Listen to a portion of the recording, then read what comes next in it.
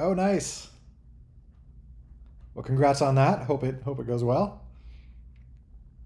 Is there a particular time of day or like just sometime tomorrow? Actually, that brings up a question. That's on Steam, right? Like, do they have? Is Steam like? Can you release stuff instantly, or is there any sort of like review process or anything?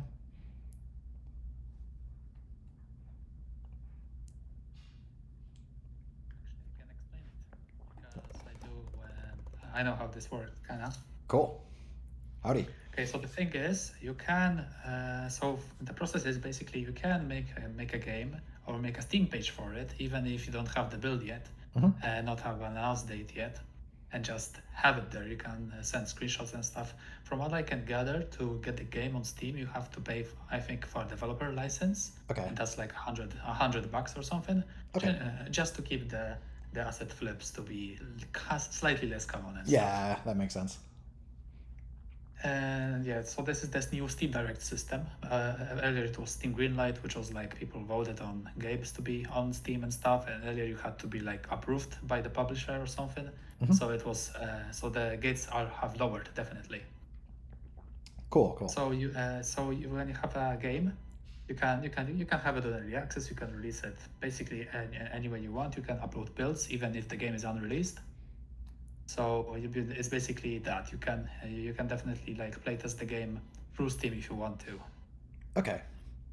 or give out keys or revoke their access. You have the dashboard which gives you info on amounts of refunds, reviews, how many copies were bought and stuff like that. Okay. So there's like dozens and dozens of stats for stuff like that. Cool. Yeah, that's well. So yeah, best of luck on that tomorrow. Hope that goes well. Um, that's Oh something yeah, I'm.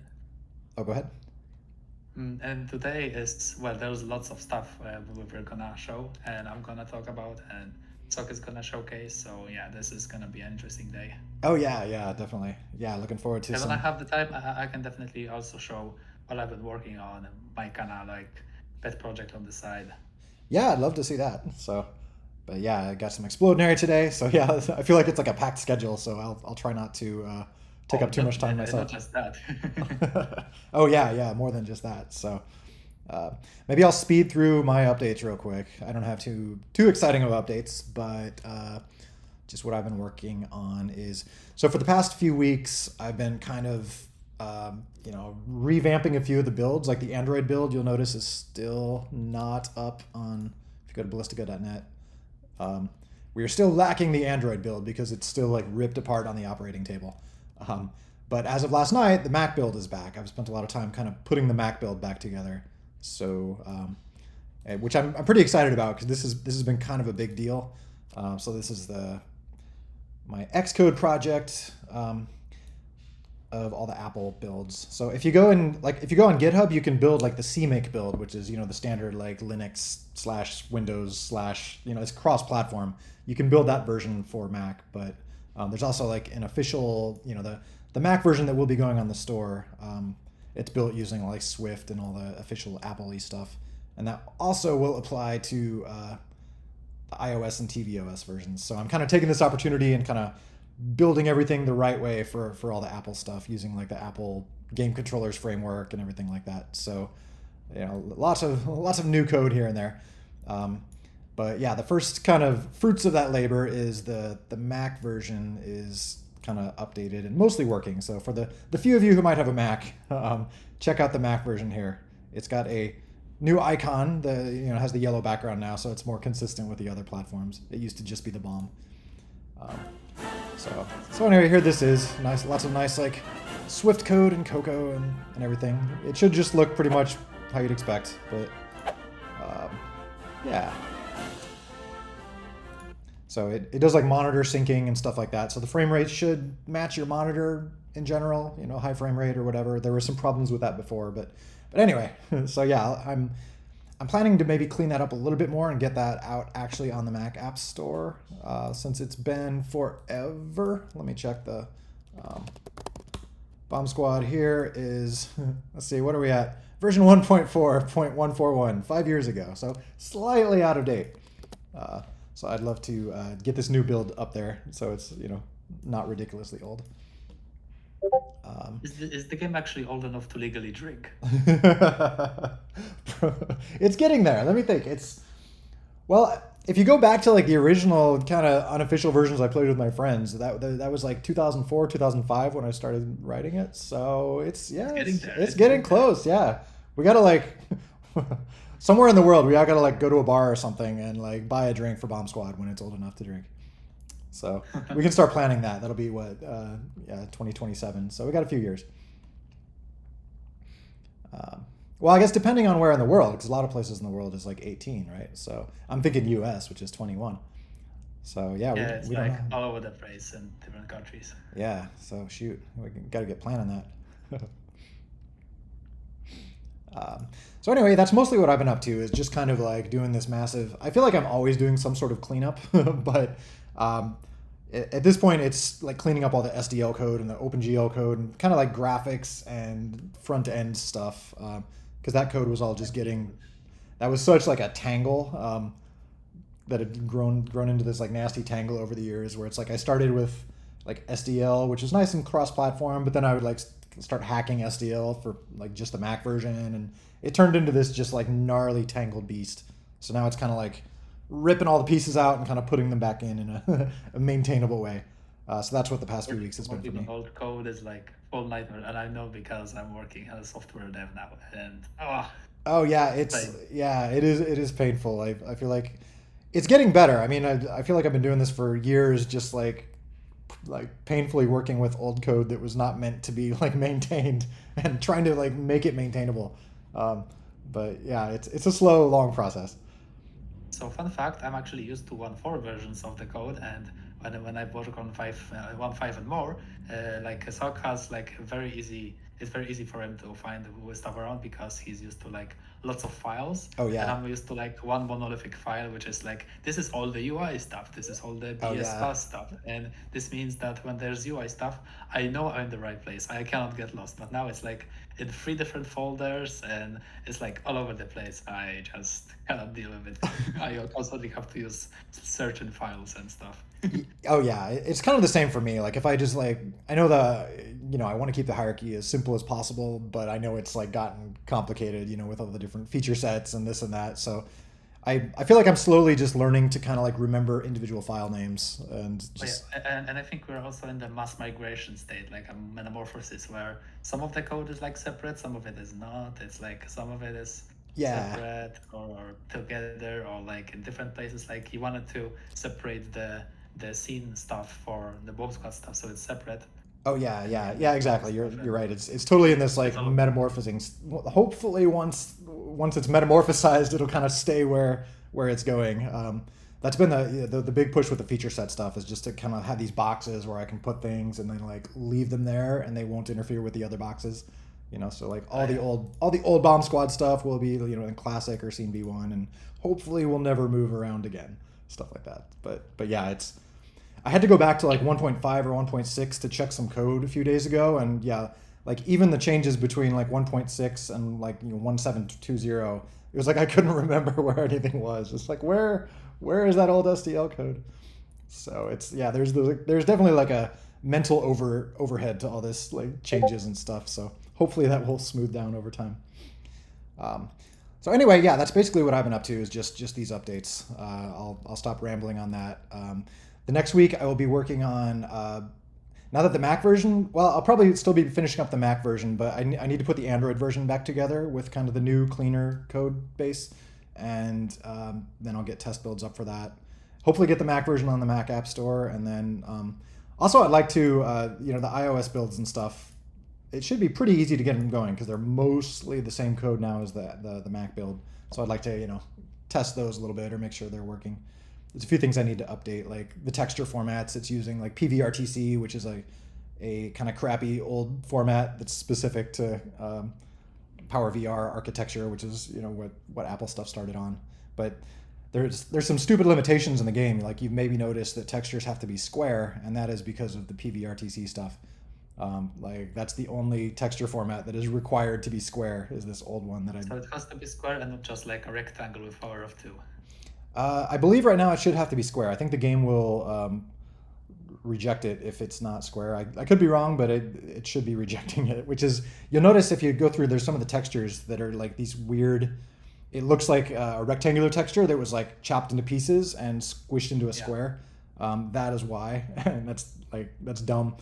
I kind of wish I hadn't done that because, the iOS version never, it hasn't been released. And at this point I can update it to support, ASTC, which is a much nicer texture format that doesn't have those limitations. But I went through all this work to like make everything squished into square textures just because, I thought I would be releasing the PVRTC version.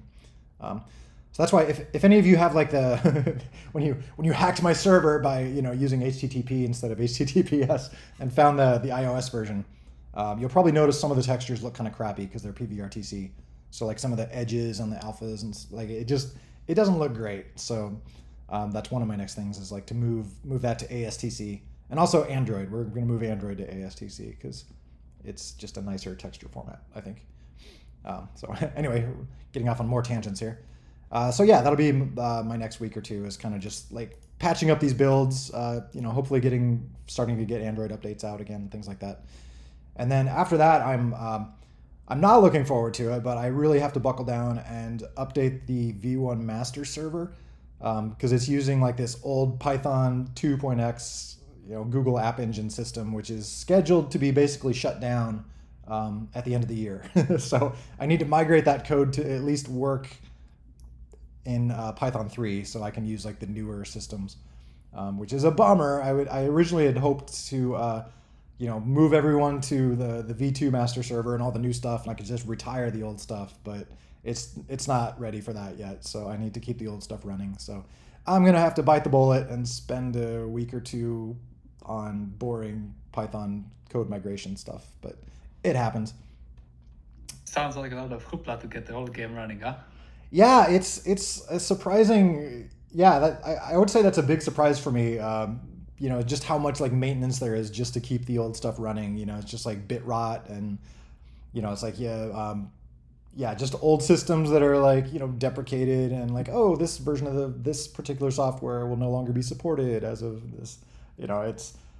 It's like when you're building the stuff, it's like, oh, this will work for the next 4 years or something. That's great. That's like more time than anyone would ever need. And then suddenly it's 4 years later, and it's like, oh, shoot.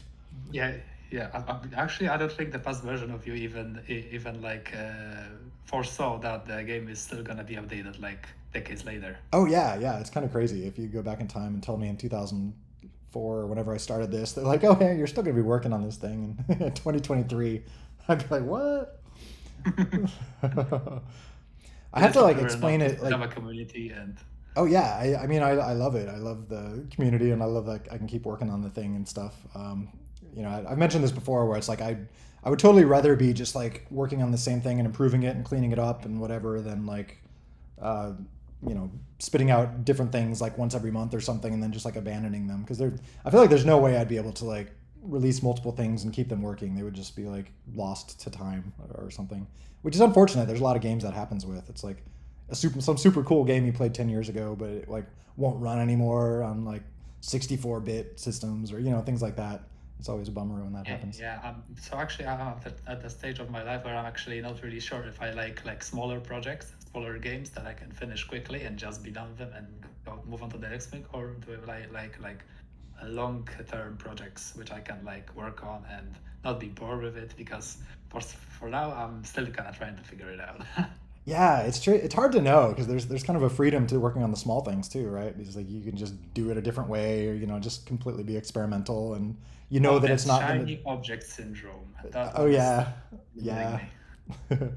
And there's a freedom too, like knowing that you're not going to have to maintain that code. You can just be super sloppy with it or whatever, So there's certain things. Just get it working and shove it out the door, and you're fine. Yeah. All right, I should. So that's all for my updates. I should scan through the sidebar here, see what I'm missing. Sorry, anyone. Oh,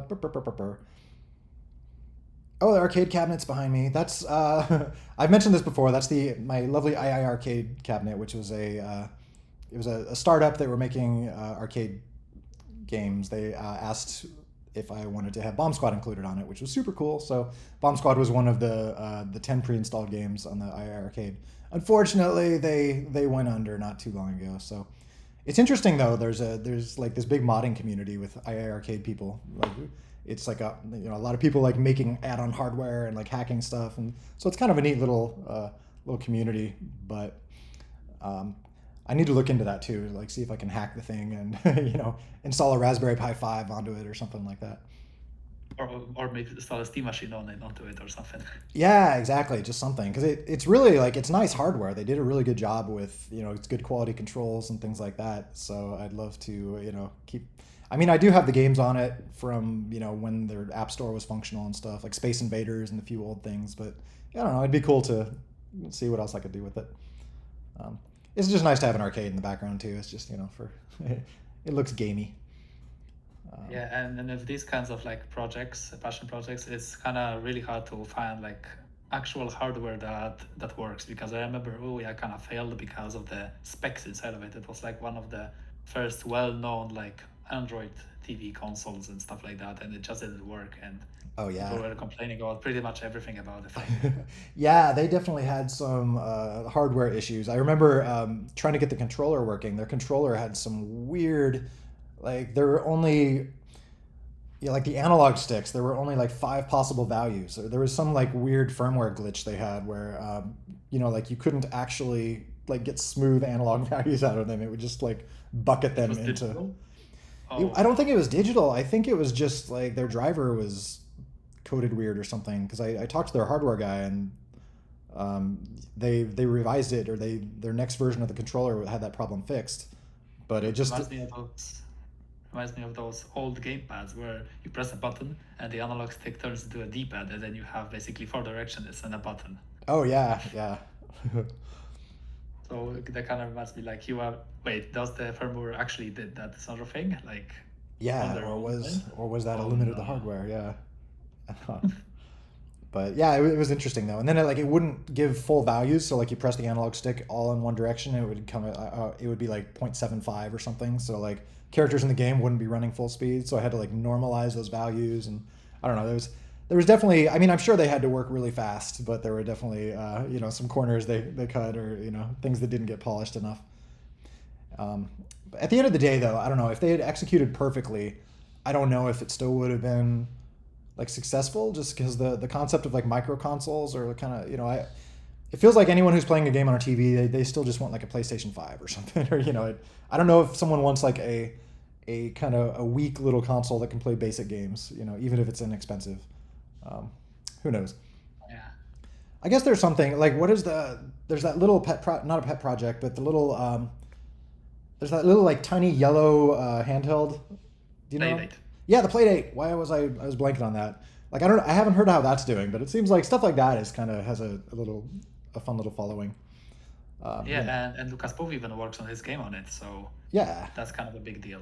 Yeah, yeah. the Papers, Please and Obradin guy. Oh yeah, yeah. It does seem like there's a lot of like indie developers who are like it was like that with the Ouya too. There were a lot of cool like indie devs that put their stuff on there. So it was a neat little community. It seems like the Playdate hopefully is doing better in that regard. Kind of Yeah, I think Playdate actually attracts the kind of community that I like to call the fantasy console community. uh huh. Basically, people make like some kind of APIs or firmware or stuff like that with like intentional limitations, and people try to make games and apps for on it. So the most famous would be the Pico 8 console, which is like a web app, which is like in a square, and it's pixel art and stuff, and you have to program it with Lua and its own proprietary GUI and stuff. Celeste was made there first before it was turned into a full-fledged game on PC. So that's Cool. kind of a fun fact. And Play that I think has similar qualities because it has limitations. It has a small screen. It's black and white only. It has the crank, so of course people wanna make use of it and stuff. And it has its own. I think you probably programmed it in Lua and using a specific like app, like kind of like Android Studio or something like that. I don't remember the whole process, but yeah, it does have its own thing. So Playdate games are genuinely like entirely unique compared to like other consoles or fantasy consoles for that matter, because each of them like targets something specific. I just think people like challenging themselves with limitations, like kind of a programming challenge. Like if you want to Yeah. make a game, you want to make a game in Godot, Unreal, or rest in peace Unity. But generally, yeah, you would if you would just want to challenge yourselves, you would just pick a fantasy console or just homebrew hacking retro consoles. Like my brother was actually writing in 6502 assembly and making like short prototypes for like the NES, which was which was really cool. He wanted to make Bad Apple in 60 FPS, kind of like technical challenge. He almost got there. He had the compression algorithm working and all, but yeah, he moved on to something else. Oh, yeah, that does seem like a fun thing, like giving yourself limitations, because to me, like as a game developer, looking at AAA titles or something, it's depressing, like the amount of work and manpower that goes into making these like awesome games. So it's like if you give yourself something where it's like your limitations are the hardware, or it's like you're pushing something beyond like what it has known, what has been done with it. I feel like that's a fun challenge that's a single person can really do well. I feel like, I kind of feel like the Bomb Squad community is kind of like that, just in terms of like the crazy stuff you folks have done with the game, despite the very limited, physics API available and things like that. It's a little bit, it reminds me of that. It's not maybe, technically as limited because it's running on full PCs, but it's still just like, you have a small number of pieces to work with. Like in terms of the community, I always see it as three distinct groups. There's the one group that constantly likes to play good and do the tricks, and basically that's the only thing they do, and they play online. Then you have the people that make the servers and make the plugins for it, and then there's the third group, which is the smallest, which make like new content for the game, actual mods. So that's gonna be me, Sock, Temp, and these kinds of guys. Yeah. Cool. It's like they have totally different I think goals or motivations, because when I see the community and interact with them, it's like totally different people. It's like super diverse in that case. Yeah, which is fun. It's good to have Oh yeah. some crazy different stuff. Well, on that note, we should stop rambling. I don't want to. This is Explodinary Day, so how about Sock, you take it away and let's do some Explodinary. I'm excited. I'm going to use my new Mac. My new Mac client to connect to anything we play. So, well, maybe not Explodinary. Join us in VC. However, he told me that I can talk about a project in detail. Although Explodinary is not something that I was super involved in, it's the next project that I'm gonna talk my ass off. So okay. Just wait for that. But in terms of Explodinary, I think I can only comment on what was actually done in the broad strokes. Kind of give kind of a direction. I don't wanna focus on the details, because honestly I was not involved in the newest versions of Explodinary that much, other than I'm not gonna spoil it. Actually, Sock, I need to download probably the data files for this, right? I'm super slacking and I did not prep beforehand here. Yeah, because we cannot really test Mac versions or Linux versions, it's basically like a file injection sort of. Oh yeah. So you basically get a specific version of Bomb Squad, then you replace the data file with the custom one, and there you go. Yeah. Okay. Sock, can you shoot me the link or the info on which version I need? I guess I won't use the latest, obviously, since it wasn't targeted for that. Okay, so it's on Game Jolt, and I'm gonna send you the link. Yeah, I know I have the link somewhere or other. Okay. This will be a live demo of putting together the Mac version. Okay, so scroll down and you should see the data folder. Yes, thing. There we go. And it says which Bomb Squad version you will need for this to work properly. Okay. It's 1719. 1719, okay. So basically this specific build. Yeah. Just to make sure that everything is working. And okay, so by the way, the mod has a custom soundtrack, which is actually composed for the mod specifically. Some of it was made by Sock, but most of it was made for the new game mode was made by a friend of Sock. So yeah, there's family business kinda. Oh, okay. Cool.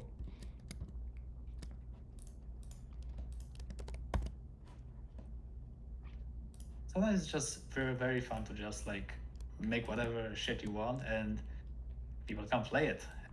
Oh it's yeah. Cool and it's amazing, and you have fun with making the stuff. It's a unique feeling that it's hard to quantify or share with people unless they made something as well. Yeah, it's also terrifying a little bit when people, or for me at least, people are seeing something for the first time and you're like, are they enjoying it? Do they hate it? Do they love it?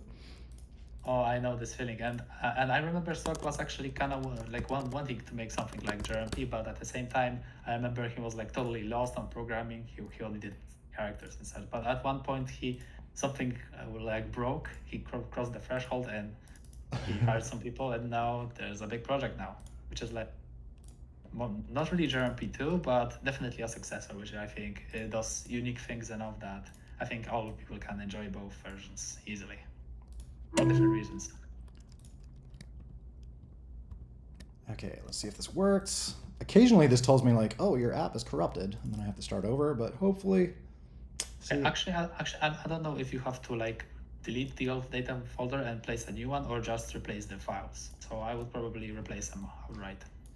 Delete the old one and just... Let's see... Yeah, there's some weird magic where... Let's see, I'll just launch this by itself first. It's something with like the integrity checker. Just make sure the game is working, correct? Yeah. Because it's not about like, in this case, it's not about where the files are. It's just like Mac apps have like this gatekeeper stuff where it's supposed to like check your apps to make sure they're not modified. And so if I do this like in the wrong order or something, then it just thinks it's modified and will never let me launch it. So this is why it's such a pain to kind of like, for example, people wanted a Linux version, which meant I couldn't really help those people because I just didn't have a Linux build or something. Yeah. And I had a little experience with it, only that fact that you type in stuff in the terminal. Yeah. Magical incantations and whatnot. Oh, yeah. Okay, so... Magic runes. Yes. And spells. Okay, let's try this again. Oh, no. I just... Check it out. Sorry, I'm delaying everything here. I will download it again because I just threw away my one copy. And data folder, download, boink.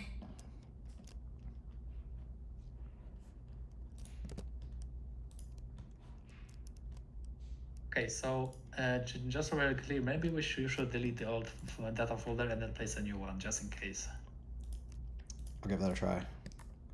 Couldn't hurt. Yeah, because maybe there's like we don't know what was changed, and we don't know like how many stuff is gonna.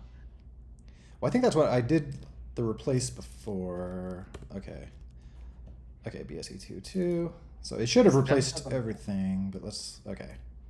I will copy this time.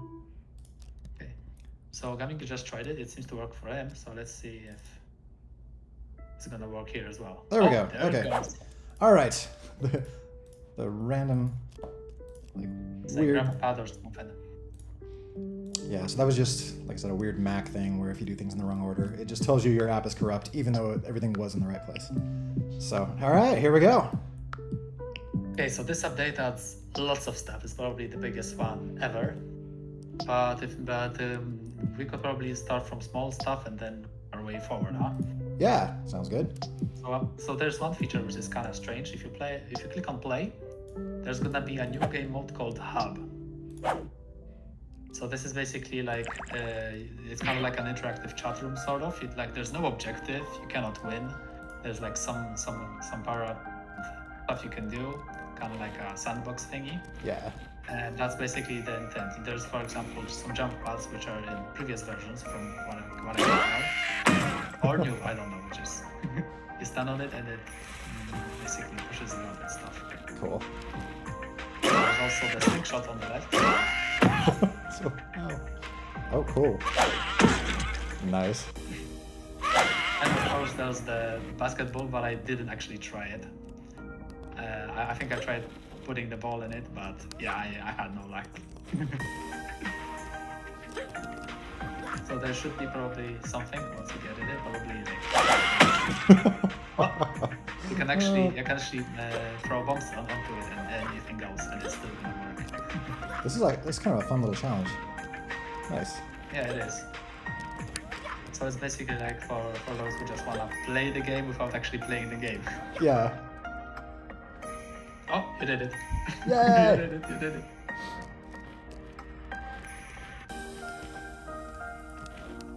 So can other people join in here, or how does? Is this just like a chill zone for yourself? Okay.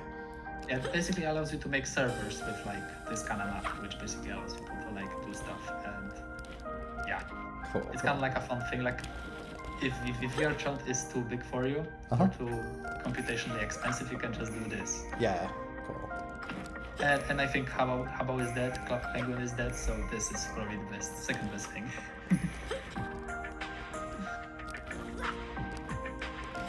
Now I just want to play basketball. Okay, sorry, don't mind me. Oh, and what I noticed is actually the puddle on the right corner is actually interactive. I think you have some splashes when you walk on. Yeah, I saw that. That's super cool. It's all like slippy and stuff. Ah, I can't get out. Yeah, this is one of those like additions that no game would add it, but this game did, and it makes it awesome. Yeah. I love like walking through stuff like that. Like, how does that work? Like, what is that using? You know, little things like that. Like, is that a different mesh with like From friction? what I can gather, it's a set for. I didn't work on it, but I'm developer, so I can give some pointers. I think it's probably a second mesh, which basically has like a region file under it, and basically gives you stuff when you work on it, like custom material. Yeah, so custom frames. It's a custom material which does some stuff. When you Okay. work on it. Yeah, I was gonna say because it definitely feels like there's like friction adjustments and stuff, and it's like it's not possible currently to do that on like part of a mesh. So yeah, it must be a separate mesh. So very cool. And it's used on one of the maps as well. This is one of these mines. They are basically like knockers from GMP, but these are landmines, and they push you around. And they don't kill you. They just Okay. push you. This poor guy is taking a beating. One of these is always like, oh, can you die in this mode? Actually, I don't know. I don't know. I'm very flashy, but I don't seem to be dying. Or, well, I mean, I know I've run off the edge before. Yeah, but this is a Worms reference. It was in the earlier versions. It's basically like a long fuse. Oh, that's awesome. I like this just like chill area where you can you know, experiment with the stuff. Like that's a cool idea. Or the physics. Or the physics. That Or reminds yeah. me of the Mario 64 hub, where before you enter the level, you basically get like a playground where you can just walk around, jump and stuff, so you can get used to the controls and stuff. Yeah. I feel like that could be a good dynamic with like squads mode, is like encouraging stuff like this, like, you know, while matchmaking is happening or things like that, just so you know people can learn the new bits. Actually, it reminds me of a project called Gmod Tower, which is like a social hub thing with mini games that are attached to it. Yeah, these projects are only get it wrong. Cool. So this is one of those big changes, and of course it has like dozens of interactive stuff from previous versions, and of course power-ups. But I think the biggest draw of this update is probably the new campaign mode, which is basically it has cutscenes, it has dialogue, and it has stuff like that. So we can check it out actually. Oh yeah, let's talk. Oh, it does the local. Oh, that's cool. Yeah, so you don't have to like. Oh, I love the little like hand waving too. Yeah, so apparently it differentiates between like all caps and normal chat, I think. Oh, basically, okay. it gives you an emote when you do caps. Oh, it's a scream too. Oh yeah. Happy scream. We should add like a new official sound for characters, like the happy scream versus the sad scream. Oh yeah. Or the paid scream. Yeah. For now we have paid screens. All right, where should I go now? Okay, so we go back to main menu and we press on the play button again. Oh, you're already in play. Already there? Okay. There's the single player, DSC single player. Cool. No, the lower one. This is the vanilla. You should go back. Wait, down here? Go back. Oh, back. Oh, not here. Back. Back. Because there's a second button. Oh, team. Here. No. Oh, this BSC BSE single player. Oh, sorry, I'm a little Oh, slow. look. It's a fun fact about me. Oh no. Is that different trivia every time, or? I think yes, it's It's the randomized. same. Yeah. Oh, cool. I guess grab a big gamepad and enjoy the campaign. Oh, there's also, of course, the challenges at the bottom, but these existed for a while. Some of them are new, but some of them are from the previous version, but the main draw of this update is definitely the campaign. That's super cool. So much stuff. Oh, we should probably also see chaos mode after the campaign. So just I don't know, play first couple of levels and then we can like check out the. Okay. Oh. So should I just do campaign up here or additional? What? Yeah, I think. Check out the menu themes. Menu themes. Okay, where do I go for menu themes? Actually, I don't know what it is. Like I said, it's only like a surface level knowledge. Okay. I guess you can do it in the settings. Settings. All right. BSE settings. BSE settings. Yes. So cool. All this like power up teams. And this is basically a more visual version of power customization. Yeah. Oh, and when you restart, I think it just changes to something else. When you, do I have to restart for these to take effect? Yeah, or you could pick something, go to the campaign after we can. There we go. Cool. So it's like a different menu. Holy moly. I think the music even changes. Yeah. This is nuts. So much stuff. Oh, peaceful.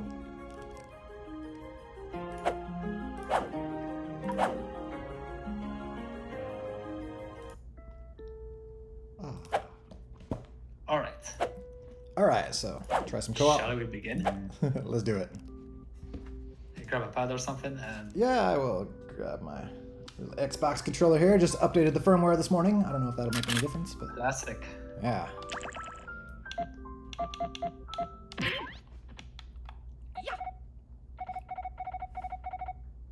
Oh, I love the typing text. That's so classic. Yeah, it's very JRPG stuff. Yeah. Like the plot is not very deep, but it's just there to basically connect the levels together, and it has some dialogue and stuff. Oh my gosh.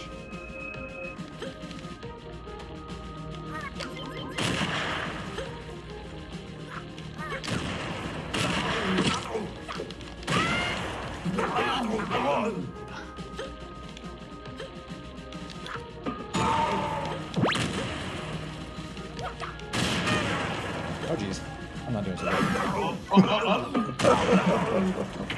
So usually when I'm playing, it's just like multiplayer, so I'm just getting destroyed and no one notices. Or maybe they notice, but it doesn't matter. But now there's like pressure, I have to... Ooh, pressure bombs. Let's see. Yeah, I mean, you're alone, like, nobody is fighting you. I know, no one... Just the computer. There's no one here to save me.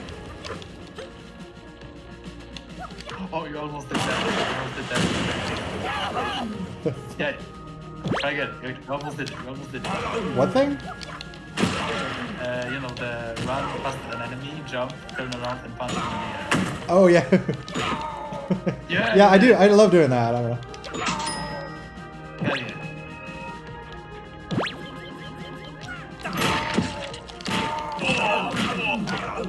Watch out. Oh, jeez. Oh, no, I'm getting a little too aggressive here. Alright, whatever. Yeah.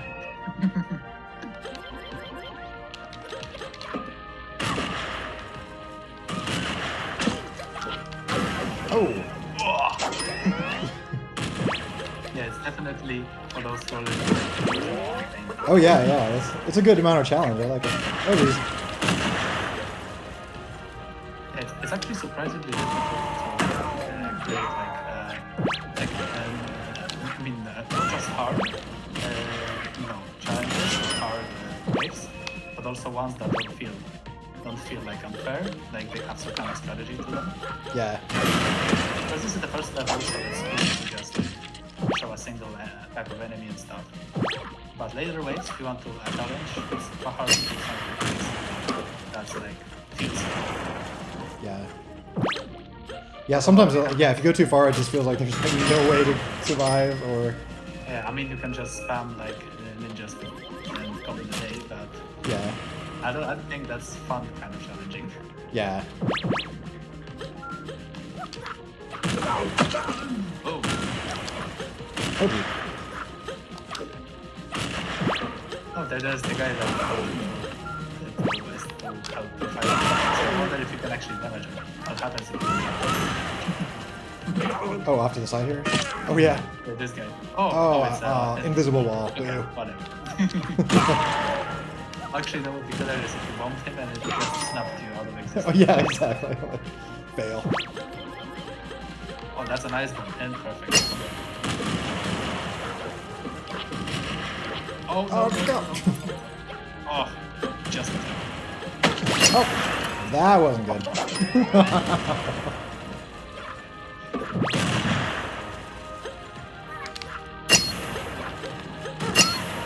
Oh no. Oh no. Oh no. Don't worry, they can't aim, but the bombs can.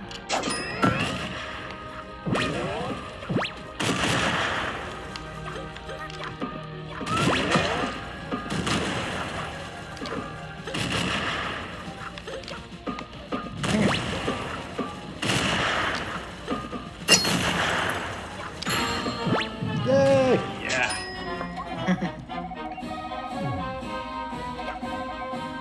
That was impressive. You survived Only died five like days. 40 times. No, I don't know actually how long it takes to complete a campaign, but if it turns out to be a lot, we could, for example, you could play through the whole campaign like in several sessions or something. Maybe you could be interested to see that. Yeah, that could be fun. I'm Ethan.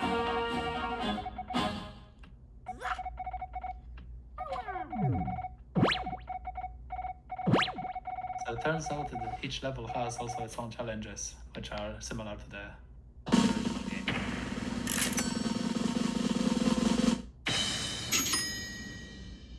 Mysterious swamp.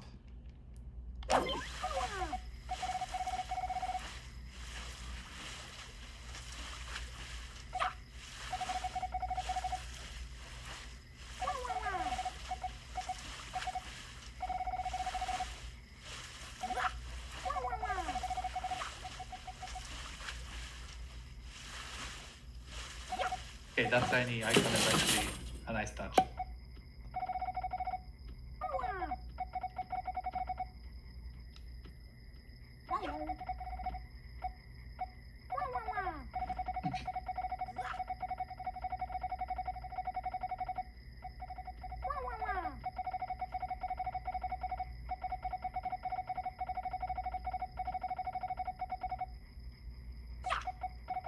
Oh, whoops. So for some reason the game only like has sound when you're talking, I think. Uh-oh. Actually, that's the first time I actually saw these guys. Probably a new skin or something, I don't know.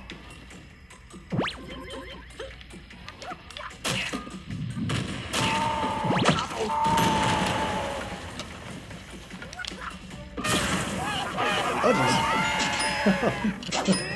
That wasn't good.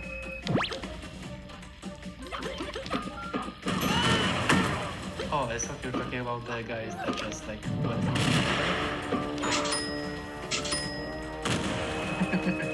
I think that was kind of hilarious. Also, I like the sound of that. That's a nice touch.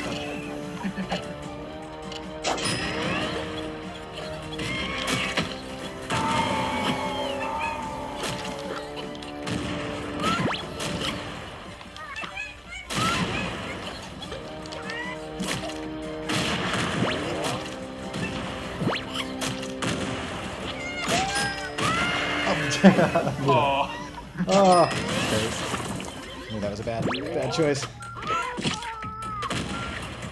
Oh man, that is steep. I keep just like going down there and then running right off. I like the music.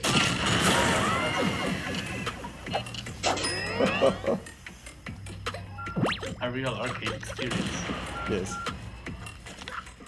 I wonder how we run out of waters. Yeah, I'll have to like go into my server and like hack myself some, some tickets or something.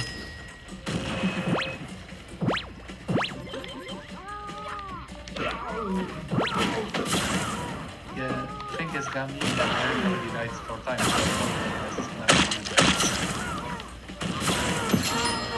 Aha! Oh, that was far faster. I think you were again. Yeah, that did seem faster than the other one.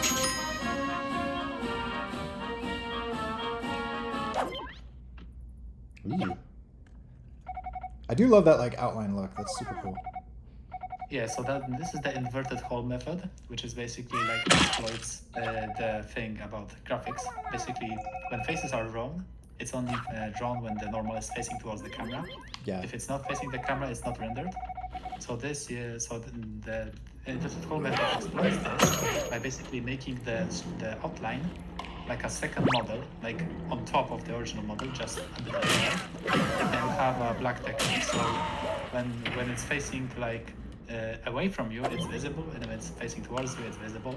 So the original model is like it should, but the outline is only rendered when it goes away from you. So basically, it's like a very cheap, not really cheap, but easy method of making outlines because it doesn't require any shaders. Only like yeah, that's why I was surprised because I like that look and I just always assumed it was like a shader based thing.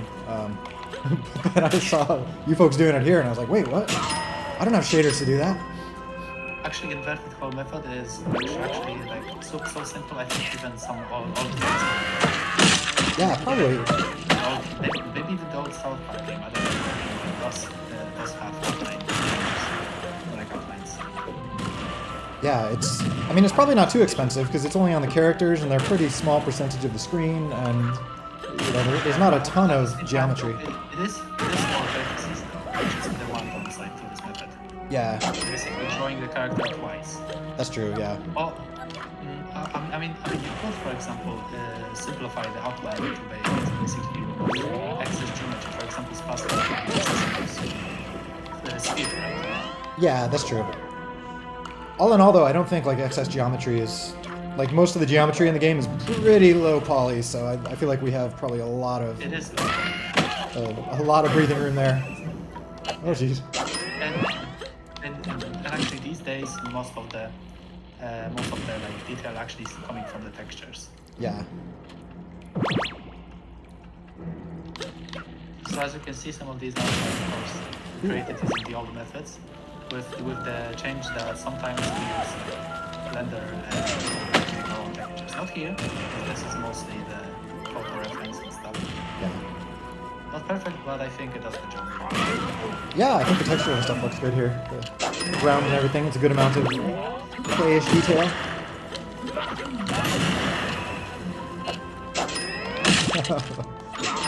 That was already, you already blew 2K tickets. I know, yeah. Oh man. I'll tell you what though, I don't think you'll run out. These are done until the half.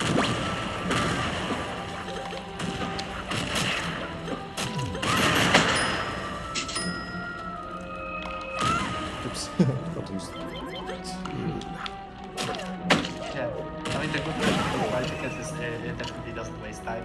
Just like enjoy more of the content. Yeah, that's true. You don't have to pay for it.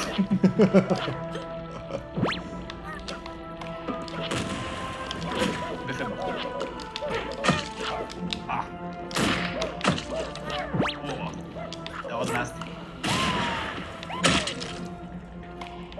His explosion sounds, actually I'm stuck like messaging me if he wants to take them. And I say, yeah, sure, take it. Of course, they are like, modified from the original just with some other sounds to make them crunchy.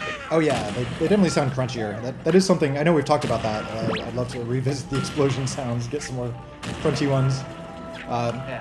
You know, as long I as think they... the punch sounds could be improved as well. Not as much because they are, but in this game you can also give some better sound punch sounds too. Yeah, so much stuff I want to revisit. I mean, all the graphics and sound and everything, it's been there for 10 years. Like, it's all due for a polish pass. Yeah. Actually, I think the maps and characters like aged the best out of everything the game does. I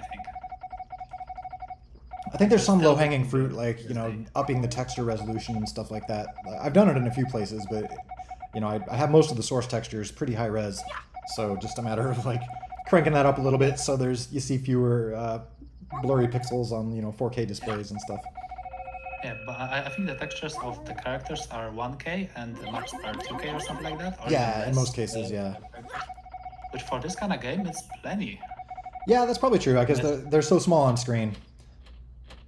Yeah, this is probably one of the examples where tech doesn't actually dictate how good a game looks, just strong art direction is enough. Yeah, that is true. It's funny how there's some games like that, like, even older games where they lean more on the art direction and less on the tech. Like the Zelda, Wind Waker, the Zelda that was Oh yeah, Wind Waker, yeah. like cell shaded. Like I feel like it looks way less aged than other Zeldas of the time. Well, and actually, Wind Waker was controversial at the time of its release. It's only after decades later that people were left with and called it, okay, this is the best looking Zelda. Yeah. Or at least the most charming. Yeah. But yeah, I feel like there's a certain era of like N64, early 3D, where it's just like, you could see the limitations so much, like the super low poly or like PlayStation 1, stuff like that. It's just like that. Some of that stuff just looks bad. Yeah, nowadays it's like a whole culture that people like celebrate this kind of. Yeah, I guess that's true. Like, it's almost like pixel art. Actually, once we're done with this and the next project, I could do it, for example, working on with my free time, which kind of has that aesthetic.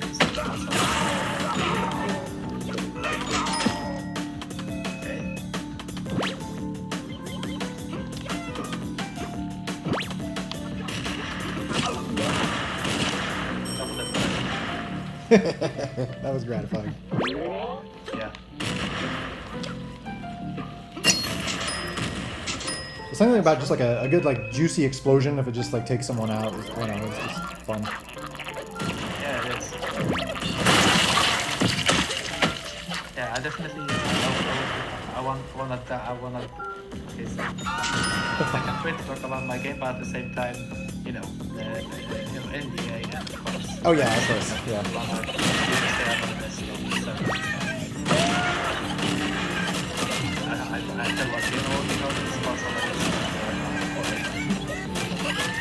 But yeah, I'd love to hear anything you can talk about or whatever is non-NDA. What is your actually talk about, for example, something outside of the complex of because there's one thing is that it's hard to like predict how players will respond to something when it comes to like gameplay and stuff like that. Yeah. Because at the same time, you might think someone can use X and Y, but then it turns out what they want because it doesn't feel fun, for example. Oh yeah. So, for example, you make a shooter, so it's extremely important that the shooting feels good if that's the main point of the game. Yeah. Gun goes boom, guy goes blood goes brrrt, and it is just satisfying to do that. Yeah. So it's a good thing Box Squad actually has good VFX for bombs. Oh yeah.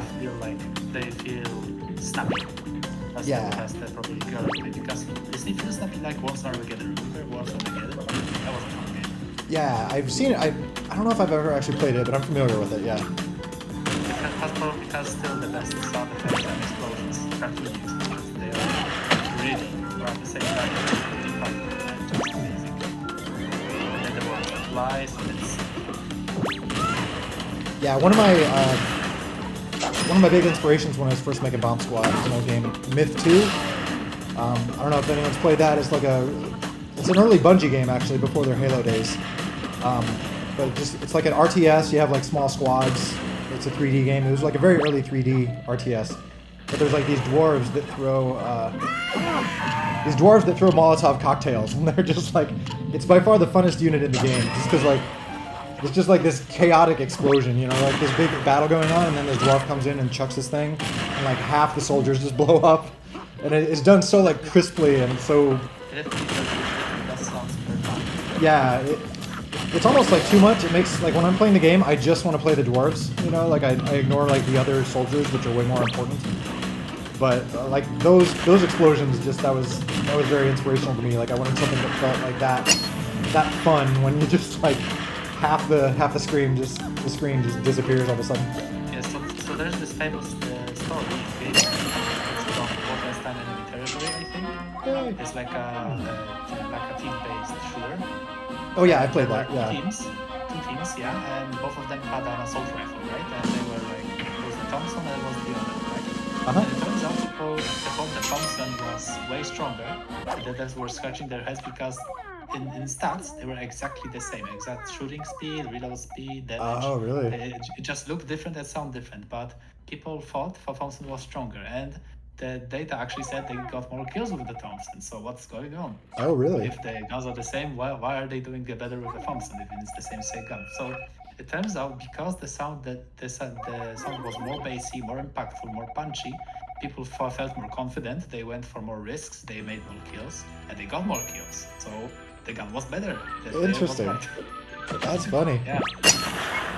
So it basically screams to how like presentation and sound design can have so much impact on how you perceive the game. Oh yeah. For example, I like for the ice bombs, like in sound and in visuals. Look at like it immediately communicates that it's weaker, but it also communicates how it works. Like Yeah, just like by how flash it looks freeze. and sound. Yeah. Yes. It's a snap. It's like a hiss. It's less bassy, so less damage. Yeah. It just fits. And it's still stuck, so it still has that power. And like it's a different kind of appeal.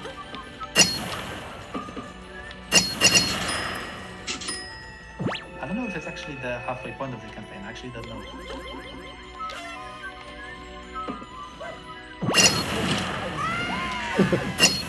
I am noticing I slide off the front of these levels a lot. I guess it's maybe...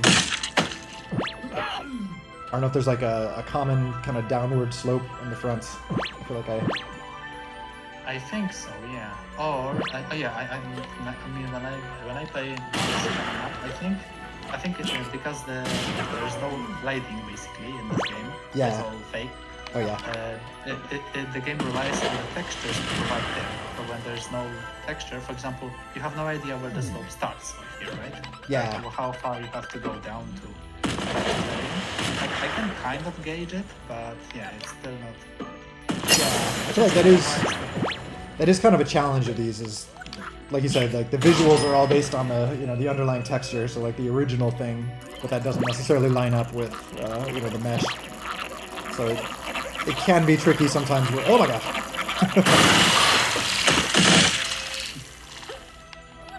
And of course the explosion sounds, which are like brutal to an excessive degree. Oh yeah.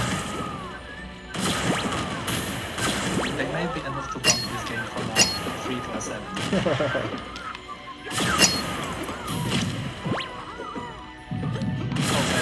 For the American software, that's gonna be easy.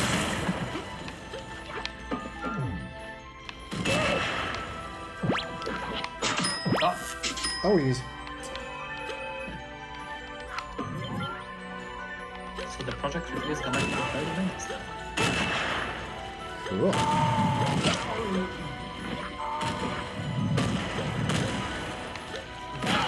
Ooh, Yes, I remember actually about this blue stock. Actually, I remember asking me for ideas for bombs, and what Usok wanted to do was have some bombs that have fun with physics, right? Uh-huh. But the issue is, I already covered most of the base. We already covered bombs that throw stuff up real high, and we got stuff that is sticky and stuff. But I just told them, just take it. They're just so good and so fun. Just go for it. Like, can you even top that, or at least can you make it interesting? Because it's super hard sometimes. So basically, you have this bomb that leaves like sticky stuff. And box to get stuck, and you can just have a free bomb on it. Yeah, I like that idea. Like that's a new concept. That's neat to see. Actually, I remember one clip that someone posted. I don't know who, but I still have it to this day. It kind of shows why sometimes I like to call this immersive gameplay. Immersive gameplay is basically you make something. You are really designing it for a specific kind of situation, but tell you that it can happen. It happens and it's fun. Yeah, that's definitely happened a lot. People people talking about like bomb jumping and certain things like that, as if that was stuff that I planned. You know? No, that's emergency. Yeah. It's just a consequence of the game's physics engine. Yeah, but yeah, With gravity. I love when stuff like that happens. I guess it can be bad too, like if there's exploits or obvious things. Oh, that yeah. I feel like spinning has been something like that, like where I had to try to add stuff to prevent exploiting things in certain ways there, but. Yeah, but at the same time, there's still like I just figured out that touchpad is kind of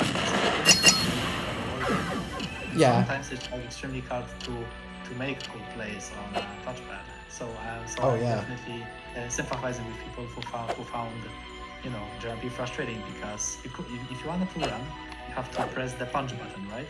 But the game has a mechanic where if you punch bar too many times too often, you get stunned. So, oof, that doesn't feel good. Yeah. Oh no, I ran out of tickets. Dang it. Oh, you already you blew through all of them? You did. I did.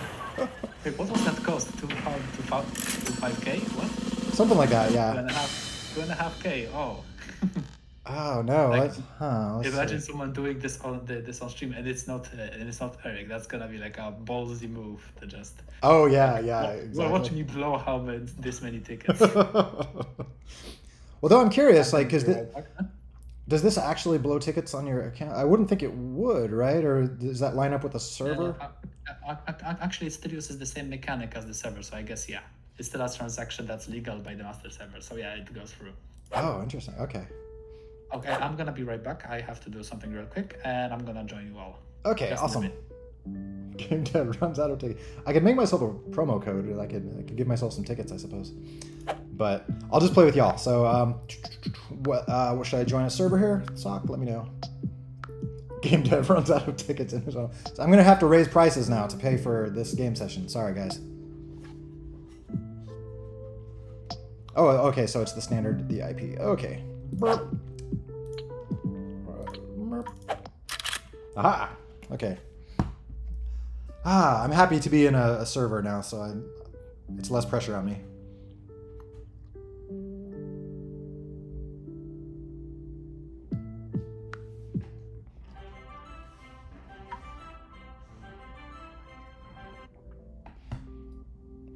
An empty message. Message can't be empty. What?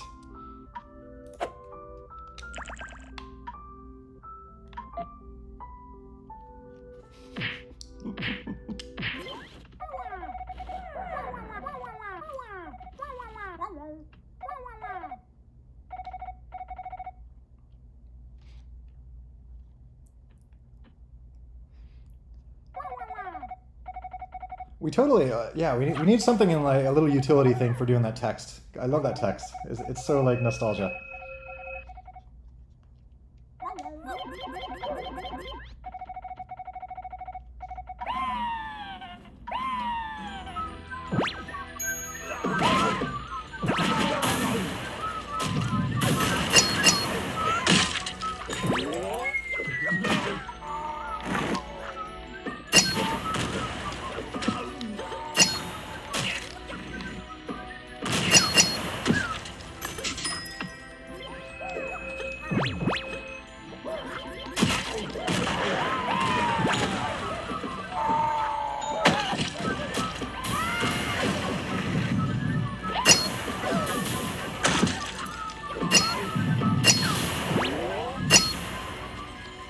Oh no, lag.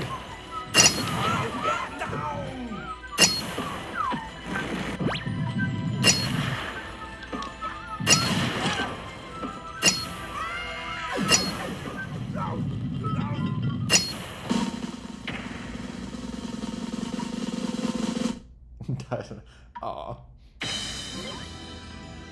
Yeah, there could be, I'm guessing like the snow or something. It's probably, even though it's not a ton of geometry, it's probably causing a excess of CPU cycles or something.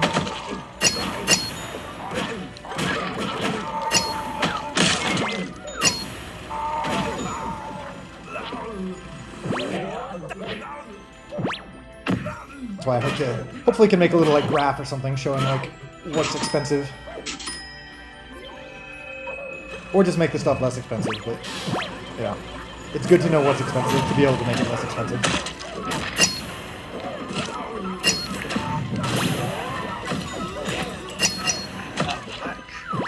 Welcome back! Wait, did you just like adjust the visual effects on the fly? Huh? Wow! Such power! Oh, you're actually playing command. Oh yeah. Nice.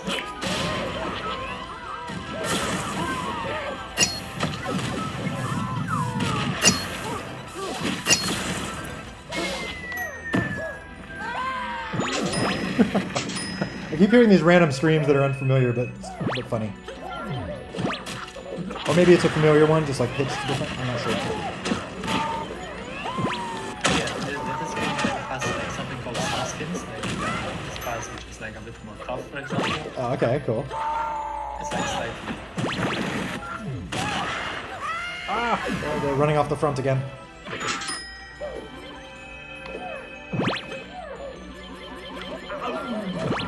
Whoa!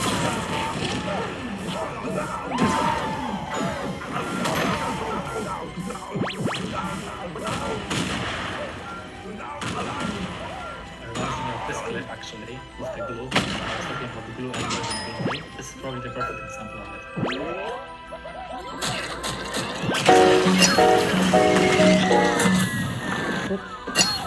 Oh geez.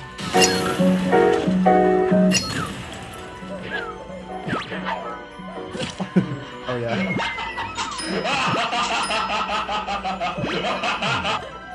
Nice. Actually, I don't know who made this game, but I saved it. One more time full screen here.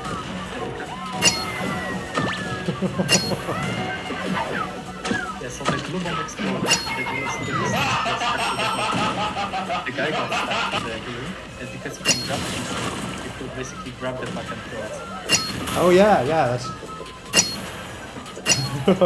There's a lot to unpack there, that's awesome though. Yeah, this is like one of those like illusion games. Yeah. Like watching it initially, it's just like, oh yeah, of course he picked it up and threw it. That's great. But then it's like, oh wait, you can't pick up hockey pucks, but you can if there's a guy glued to the hockey puck. So Yes. that's awesome. Yes, that's right. Oh, that's funny. Oh, and I think something that I think was self-activated that they should add it. Oh, maybe it should become a vanilla feature. I think I talked about it at one point. It's like the body damage or physics, body physics damage. It's really not good. What do you mean by that? Like When someone flies up in the air by the explosion and they follow somebody, they do damage to that person. Oh yeah, yeah. And that's probably one of my favorite mechanics that I added. And it was like several funny clips of that. Yeah. Yeah, that would be good. So that I'd be in favor of getting that like officially in there. And it comes in like the rare moments where even somebody was launched by the bomb. Even side missions is enough for them to knock somebody off the bomb. Yeah.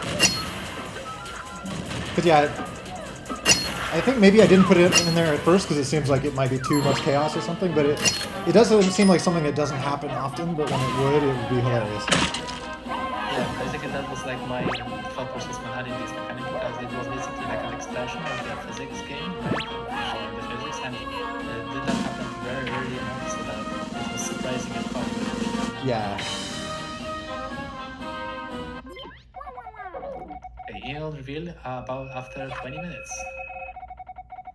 I think we can beat the campaign, like before that happens, I think. Ooh. Is this that last level? No, it's not that level, but that seems like close one.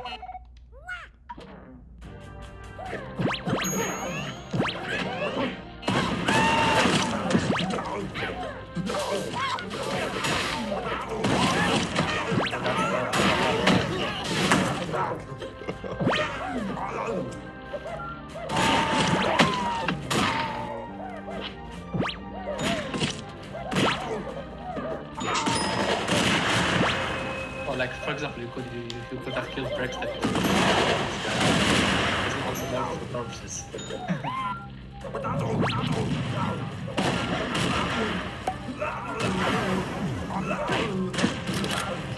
Song is master of the game.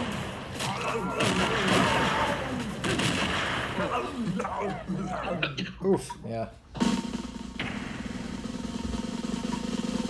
So here's the thing, I'm probably in the US, so if you're probably playing from Europe, it's probably gonna have a bad time. I'm connected to Sock's server, so... oh yeah, so that's gonna be Central Europe, so yeah, if you are in the US... Yeah, I'm at 181 milliseconds lag, so not the best, but that's alright. Yeah, I mean, it's also like super competitive. Yeah. Although it's probably more evidence as to why you should have rollback. Yeah. Yeah, I'm still planning on that for Scene V2 and stuff like that. There's still that part of me that's worried that it's gonna like completely not work with like picking each other up, or I'm curious how that'll go. Like I think it'll be great for like people that are not touching and throwing bombs at each other and stuff. I think it can do really well for that. But the thing about rollback is, I think some games have to be designed because rollback doesn't sucks without actions that happen instantly, for example, grabs. yeah, exactly. That's what I'm saying. Is like things like grappling and picking each other up and like really tight in stuff. I'm curious if that's gonna just like be a mess with rollback. Maybe there's some smart way where like when you get in close, then it'll kind of fall back to just being slightly laggy. But the rollback will handle like throwing bombs.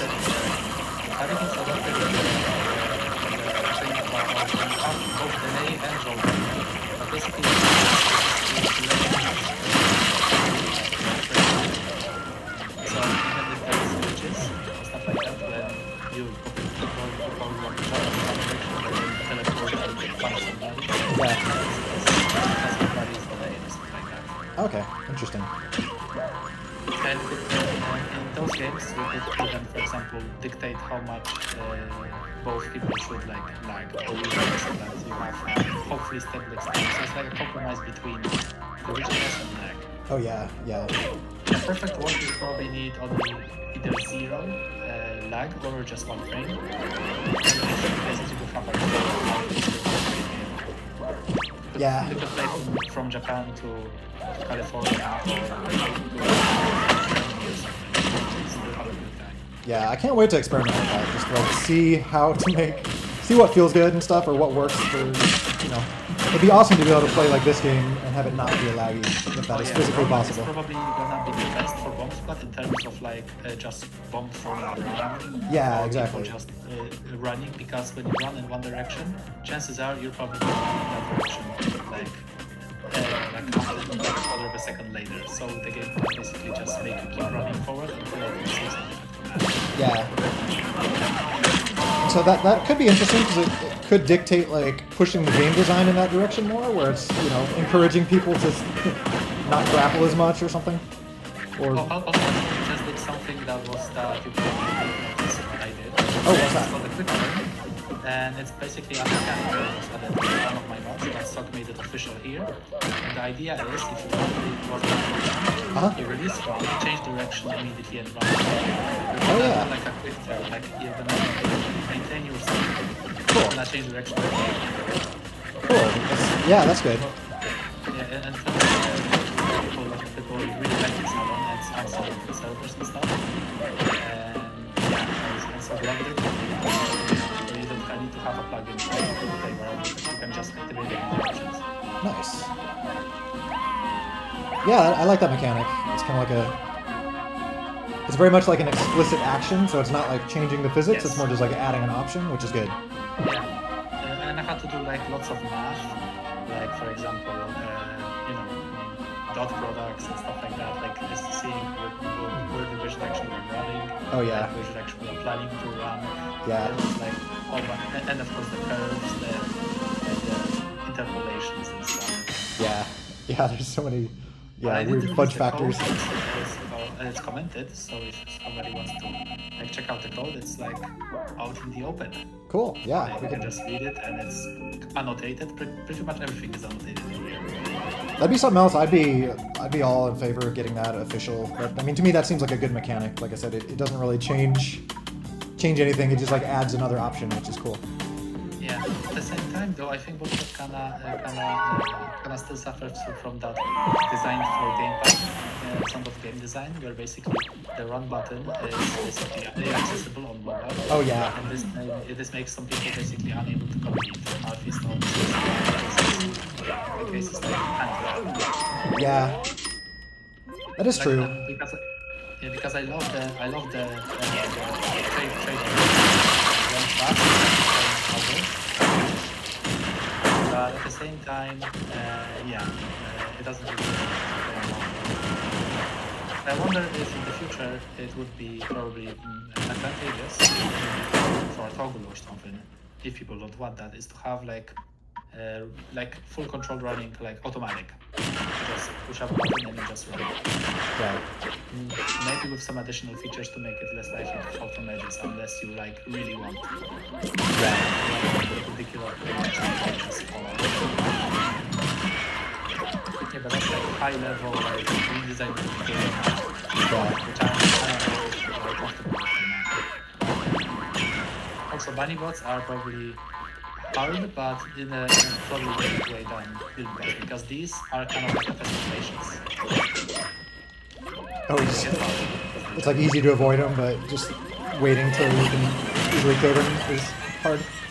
Ah!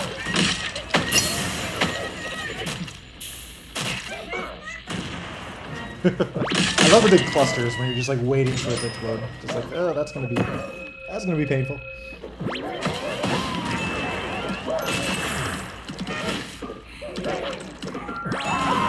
Yeah, it's tricky with touchscreen controls. It's like on one hand, it's good to try to have the game be fair for everyone, but on the other hand, it's like there probably always will be natural advantages. You know, people playing on keyboards versus controllers versus, you know, it's like mouse people in first-person shooters or something. Like, I don't know if it's ever possible to, you know, if you're having all the people play together, like it might just, I don't know if it's possible to like even the playing field totally. If there's one thing I can definitely kind of spoil, is that the next project is definitely gonna be one of those projects which is gonna probably not gonna have like controls for gamepad keyboard mobile. It's probably gonna be Okay. because it's a little bit contained. Yeah. Well, it's like certain game styles and, you know, certain things where, like the less fast, twitchy things, obviously that's going to be closer. So we have 11 minutes. Can you finish the last level in 11 minutes or shorter? Oh. Alright, that's okay. I guess we don't have to play it in several like sessions, I guess. Cool. Yeah, we're good. Good job, us. I'm doing much better now that like there's other people to back me up. Oh yeah, so I actually haven't played Bombscad a lot. He was working on a new project and I was helping with him. And it's so different. It kinda, yeah, I don't know if I'm even good at the game anymore.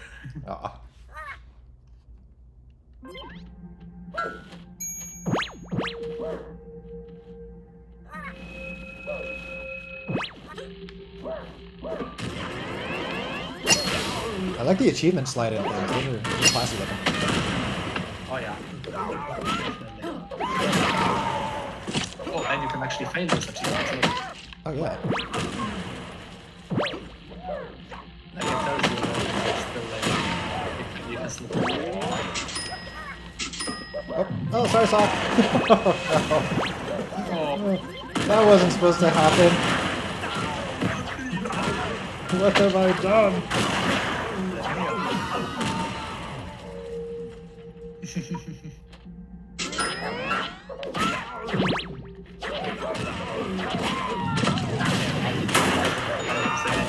just beat the guy.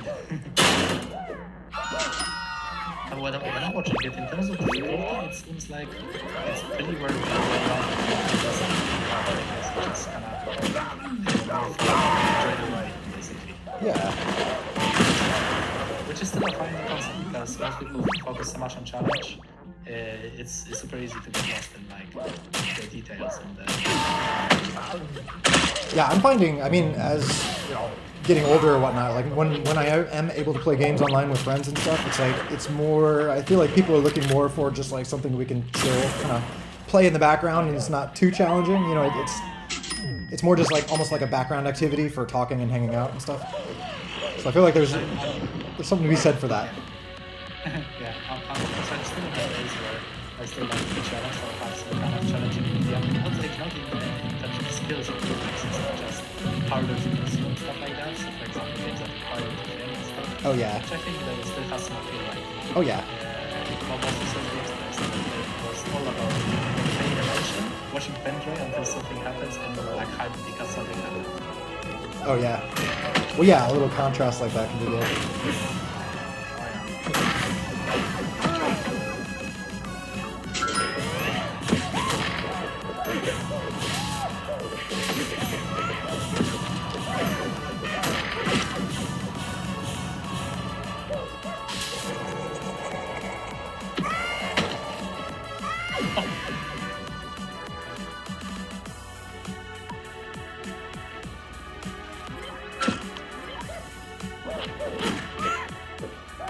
Beat him up. Oh, he's kind of easy.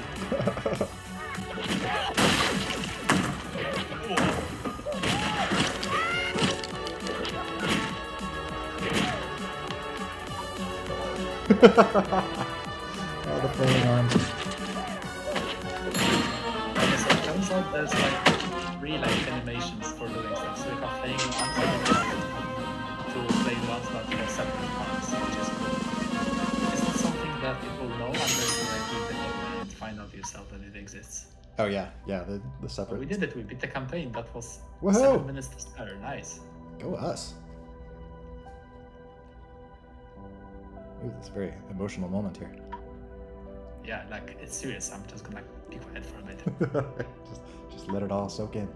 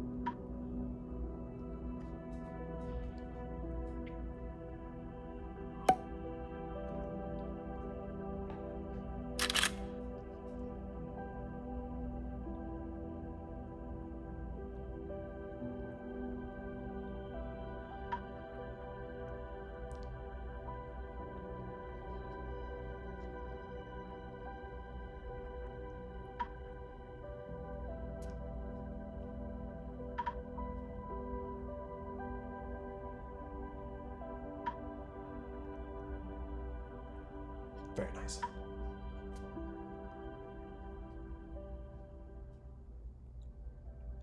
So yeah, this update took a lot of time to make. Definitely, I can see the time it took. Yeah, that is a ton of stuff. That is amazing. So awesome work. Yeah, and this is just the big stuff. I didn't focus on the additional like maps and stuff. Chaos mode. I don't think we have time for that. But basically, chaos mode is like a mode where basically effects are randomized, and every couple of seconds you get something new, something stupid or funny. Yeah, we did chaos mode a few versions ago. So that was that was chaotic. Yeah. I feel like it was fun in like small doses. I feel like it was almost like destroyed my brain after a while. I was like, what? You know, it's like being on drugs sort of thing. It actually reminds me of the mod which basically took every single model or an audio and texture in game and just messed with it. Oh yeah. A couple of seconds. So you get a cacophony of sounds and music and stuff. Yeah. It was really the most real like 21st century humor thing you could Yeah. To me, that sounds like actually a fun way to like stress test the engine, make sure it doesn't just like like crash somewhere. I had to do loads, and I had to do loads to keep the game.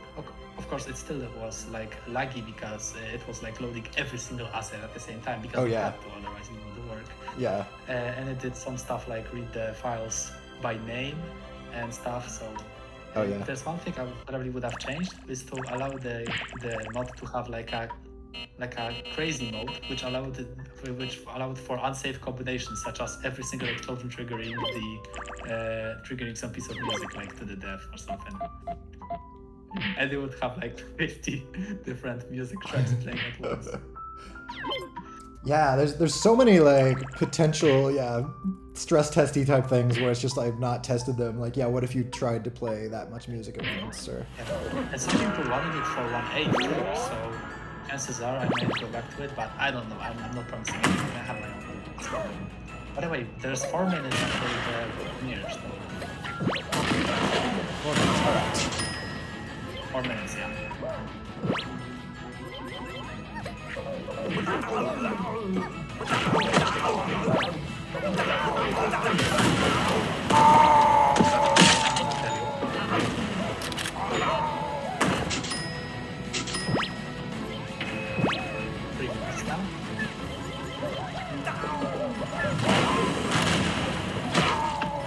Okay, so it turns out there's basically a lot of people who like messing with the game and just saying much crazy stuff. And I think that's hilarious.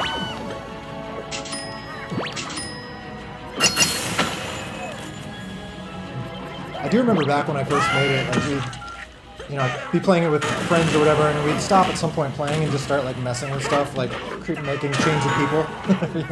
Like you grab me, I'll grab you, you grab me, like trying to like lower someone down a cliff, or just like stupid stuff.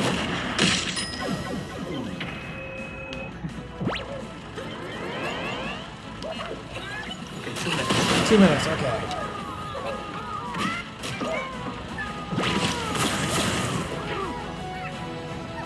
I like those designs, the little like soldiery dude with the white eyes.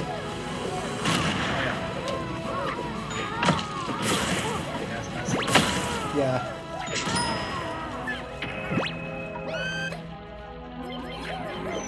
By the way, just grab the camera. Oh, nice.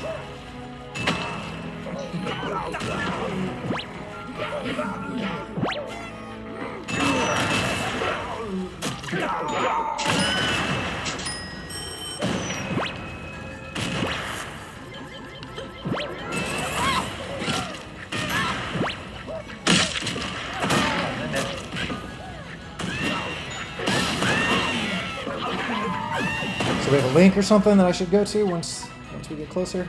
Yeah. So what actually I'm gonna do is I can just watch this. And I encourage other people to watch too, because the audio is probably gonna be stuttery when I record. So I encourage you to follow the link and the stream at the same time.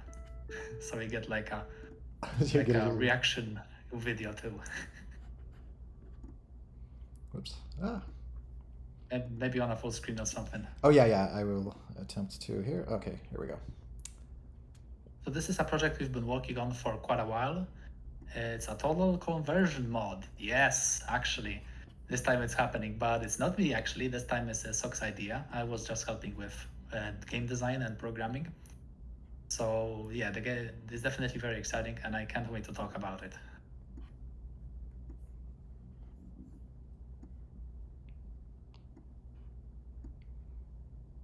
Yeah, the very first total conversion work that actually came out because I had like 3 in the works.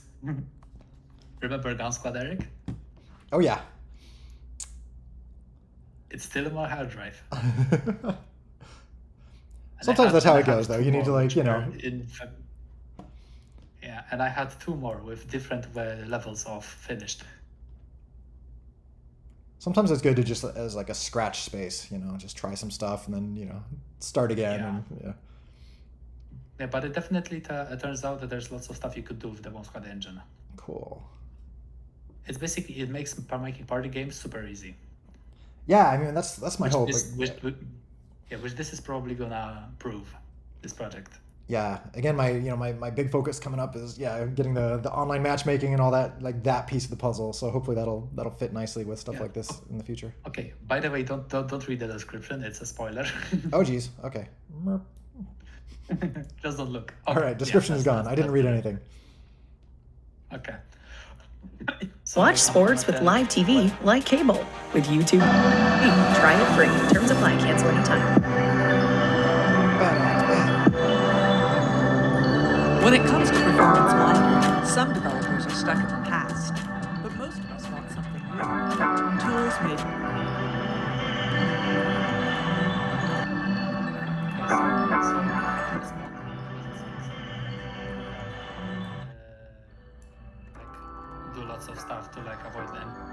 animations, like Stock mentioned. There was some stuff that wasn't possible. Actually, there were some stuff that are now possible. In Gun Squad, I had an issue where bullets couldn't go past a certain speed, but now they can.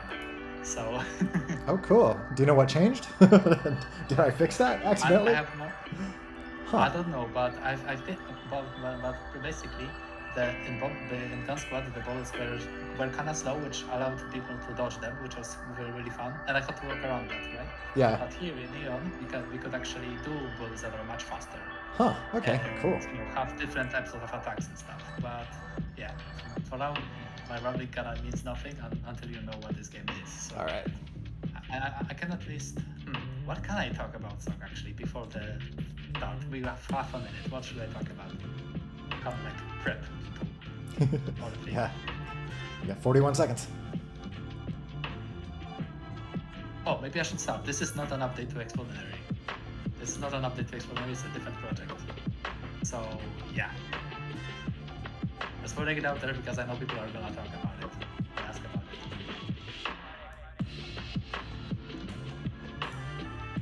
Actually, I could read the description. Oh, do you want me to? What I think so. So Eon is a team-based top-down combat game influenced by MOBAs and hero shooters like Hades and Gigantic. That's already interesting. So here it is. Let's see. Actually, I haven't watched this video yet, so I know it's gonna have some gameplay that we recorded earlier, so I can probably talk over the gameplay. Okay, I'm gonna. That's a lot of stuff happening, so maybe I can start explaining what is actually happening. So this is 1v1, actually a team-based hero shooter. Everybody can pick a character, have different attacks and different abilities, and the objective is to basically capture the center point and keep it for the duration to win. So basically, I'm moving here. I'm playing as the. Actually, I don't know because the video is kind of wonky. So maybe I can see. Okay, so yeah, I'm playing the flower character. I'm helping one of my guys. He's a tank. He cannot jump. I mean, he isn't super fast, but he hits hard and he tries to like get in the point and help fight. And I'm trying to keep him alive and basically. Oh, he got frozen, but I'm helping the other tank. Okay, so my tank died, and I'm only with my other friend. This is Sog actually, he's playing Northwind. He's a character that deals lots of damage. But yeah, he can get killed easily. I'm just threatening this robot dude. Our big guy just came up, and the blue team tries to like regroup and attack together, because this is important. This is a team game, and there's lots of stuff you could do to help the teammates. Like they have different abilities. For example, I'm playing the flower character, which is a dedicated healer. She's very weak, but he has a heal, he has an invincibility thing, so she can basically move around the battlefield and help everybody. But right now I'm just trying to keep everybody alive. This golem guy is trying to escape, but he couldn't do it. Right now I'm trying to help the big dude stay alive, but I'm kind of in a pickle right now. But the team basically spread out, and that was an easy kill. I'm gonna talk about the characters. Like I already talked about Northwind, which is the fox. I talked about the flower, which is me, which I'm currently playing and shooting. A big guy too. But how about the enemy? The enemy has several characters as well. There's the robot, which is Mystic. It's probably my favorite character in the game because he doesn't do a lot. He's kind of slow. His attack basically stun and do no damage, but his entire shtick is to apply shields in both ways. And the job here is to basically give shields to as many people as possible, because once you have the shield, you can basically sustain a lot more damage and you can basically win a fight. But he is slow. It kind of becomes like a tank bodyguard or minion.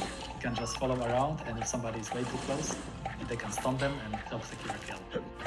There's the golem guy, which is like on the left right now. He's slow, but he has like, he's very scary to be around because he can basically, like that, just jump and just zoom towards me, like he tried to punch me, but I was out of range. Right now he's trying to stay at the center, try to punch the Snowflame. He got grabbed by the hook, but he knocked the big dude around. He tries to jump away to safety, but he feels confident to punch the Snowflake down, but he died. Unfortunately, this is the kind of game where you have to basically know when to jump in, when to use abilities, and who basically has to, who to target, who to kill, because this game can be kind of, it is very team-based. Some characters can do a lot on their own, such as Northwind. He has lots of damage, he can basically run around, he can freeze people, he can damage. But some players are kind of dependent on their teammates. For example, the robot that I talked about. He is very weak, but his buffs are so powerful, it's extremely advantageous to have him on a team if you have attack damage. Like look, this he just gave Northwind the shield, and himself gave a shield, and he survived a lot of bleeding. And the blue actually won the point, so that was actually something that I didn't expect to happen. I haven't watched this gameplay in quite a while, but I know there's gonna be a second gameplay, which is gonna be probably a 3x4, because this game has a mechanic, which I'm gonna explain later, but for now, everything is moving in. I'm trying to block the point with healing. The robot desperately tries to hit him, but Golem is jumping in, Netcode is out, and the robot is down. So the red team has kind of an advantage, but they're kind of holding on just a tiny bit. They're weak, like everybody is weak. Golem is jumping away, Northwind is almost dead. He's gone. Oh, so barely survived that. The robot is trying to hold in desperately, because look, here's the thing, he doesn't deal a lot of damage, but he can stall the game. Like, he's super tanky. Look at him, they're like they're all shooting him, and only just about now he's gonna die, but he survived, and he managed to pop a shield.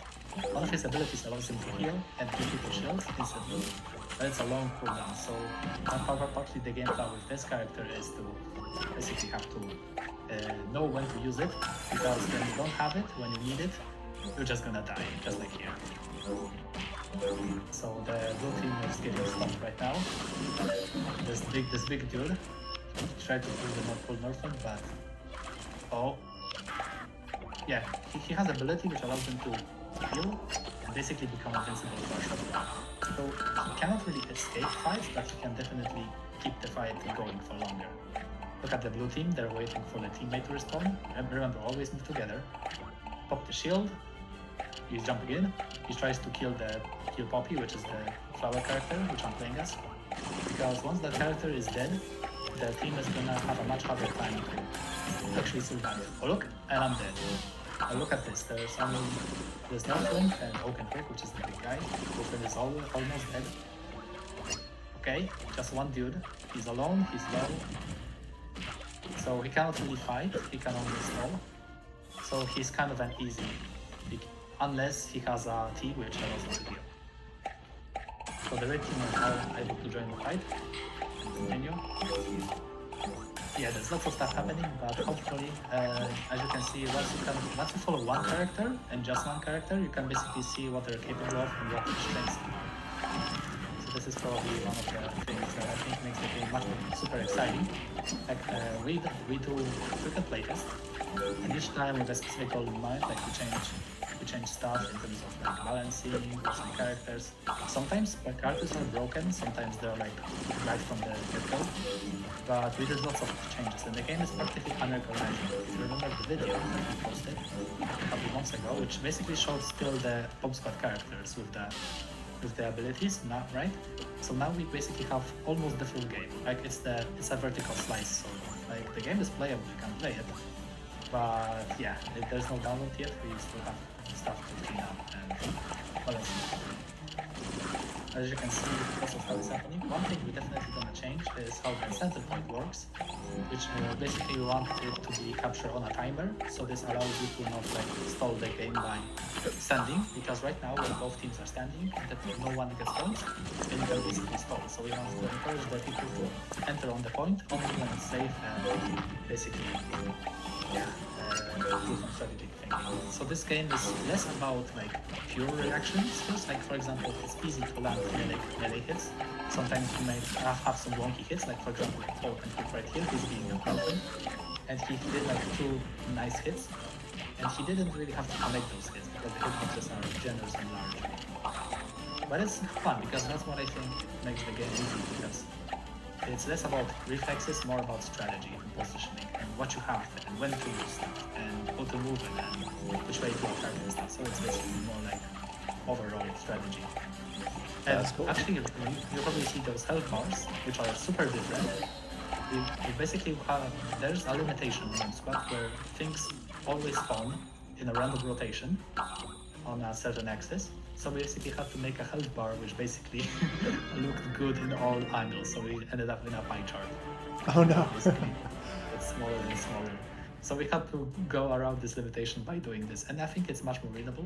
In the future, we definitely plan a more. Oh, okay. So here's this 3v4, which is probably my most favorite game, with new characters, and it has a new mechanic, which is explained basically shortly. It's advantage scaling. The idea is we can't guarantee there's gonna be a balanced team.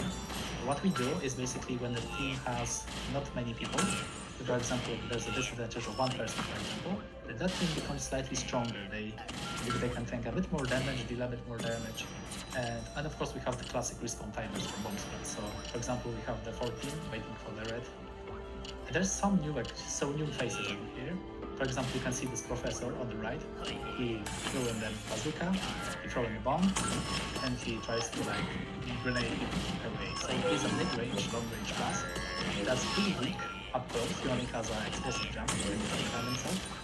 So he basically doesn't want to get close unless he absolutely needs to place his stun. And he's actually pounded by Trevor, which is the golden guy. But he somehow, no, he bombed and grenades. So that's unfortunate. But look at the other guy on the left. He's doing some serious work, throwing the bombs around, keeping the guys at bay. Trevor's fighting. He's very low. And he almost got pounded by the grenade. Now there's another new character, which is this big guy in green that's running in circles on the left. He's Carhood. This character actually doesn't have lots of cool abilities. All of his skills were respecting to movement and mobility. He can basically jump high, dash around, and he has invincibility frames every time he dashes. So the thing is, he can basically challenge anybody as long as they're distracted, low on earth and stuff like that. And he can even dodge serious amounts of damage if he times it correctly. This allows for cool plays, like he could, for example, bait somebody using an ability, and he dashes away in an instant. So basically the ability does nothing. And the blue team managed to secure a point again. The red team is gonna slowly recover. So this is disadvantage scaling and the two characters that I just described. There's a bit more of them that we're currently working on, but I don't want to spoil them, and they're still in a prototype phasing basically. We didn't get around to playtesting them, but needless to say, they are definitely much more experimental than here. We have but as you can see, it's hard to spectate this game, as you can see, hard to commentate on it, but hopefully I still get a bit of a taste of what this game can offer. There's this fight on the point, we have the big guy, Scarful just got pounded. We have two professors bombing each other, trying to outpace each other. The two newcomers are fighting each other. He's escaping, the red team is still comfortably on the point. And the blue team is now in full swing. They're coming hard they're swarming the point basically. Hook on the right, he's leading, he's controlling the point.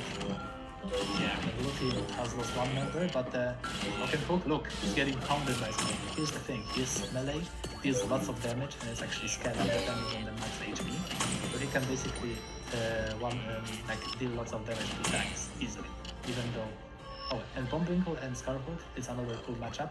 Bombwinkle is outmatched by Scarhood because he only has he has to basically kill him before he reaches him. And otherwise he has an explosive jump, which he only has one off, and if he misses it, it's game over for Bombwinkle. And now the red golem is pounded again. Yeah, you can here see the Mystic robot in action. He just buffed the team.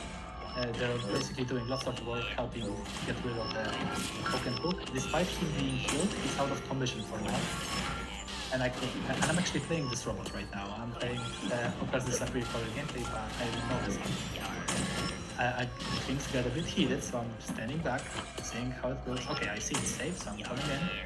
Try to get the shield to hopefully help people get in. Hopefully I will time it just a bit gladly. So I'm following my tank. See what's happening. One Beetle is in trouble, I give him the shield. Cannot save one Beetle, but hopefully I can secure the heal of the other guy. Look, he cannot escape. He just can't. And I zap him there. Shock therapy. And the last guy did a lethal shock, but didn't kill him. But it's fine, I'm just gonna let him be, let him fight with the other golem. I see he's in the trouble, so I'm using the shield, help him stop him. And that wasn't enough either, but it's still fine, right? We did try to take a risk to save my friend. One Beetle is in a bad place. I'm in a horrible place, and I just got pounded by the fist. Sometimes there is such a place of being at the wrong time or wrong place. The Oaken Hook doesn't move a lot, but if he catches somebody off out of position like I was, then he can basically delete them very easily. Like, he's basically a boss fight in the game. Like, he moves slow, he has predictable attacks, he takes a lot of damage, but wow, he just got shredded. That struggle just basically killed Wendell in like one hit. So that was a game. It was kind of one-sided, isn't it? But you can definitely see how strong teamwork can really help with the game here. The friends. I think there's one more game. I don't know how many there is in this reveal, but if there's one more, I think it is, because Sok told me it's probably only two. Ooh, okay, so this is the game. Like, I'm dying to talk about the challenges in terms of game design and stuff. So is it alright if I talk about the challenges and stuff? Because I think that's a super interesting topic. Yeah, I'd love to hear. Okay, so first I want to hear your opinions, because I talked a lot. Well, I think it looks awesome.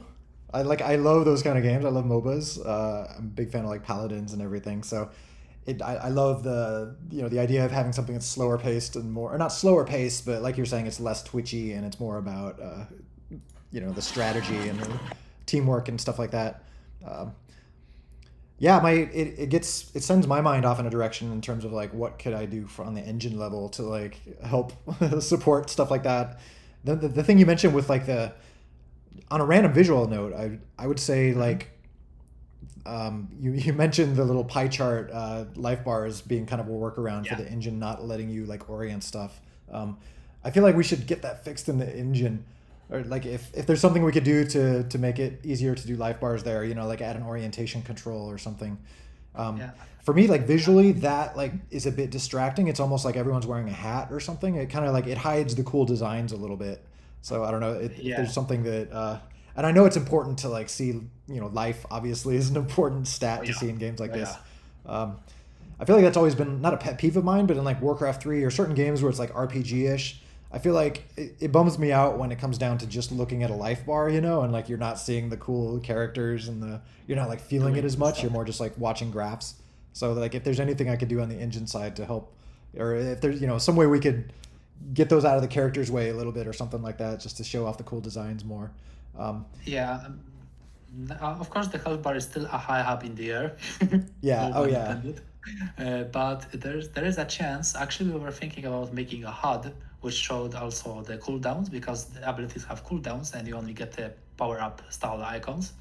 So maybe in the future we could move it to the HUD, but if it turns out it's like too out of the way to read that stuff, we might leave the pie chart, just because it's like such an important piece of information to always have it above head. Even though, because here's the thing, I played the game and at one point, even though I still had the pie chart, I still saw the characters. I still had to like distinguish what they can do and if I'm in deep trouble or not.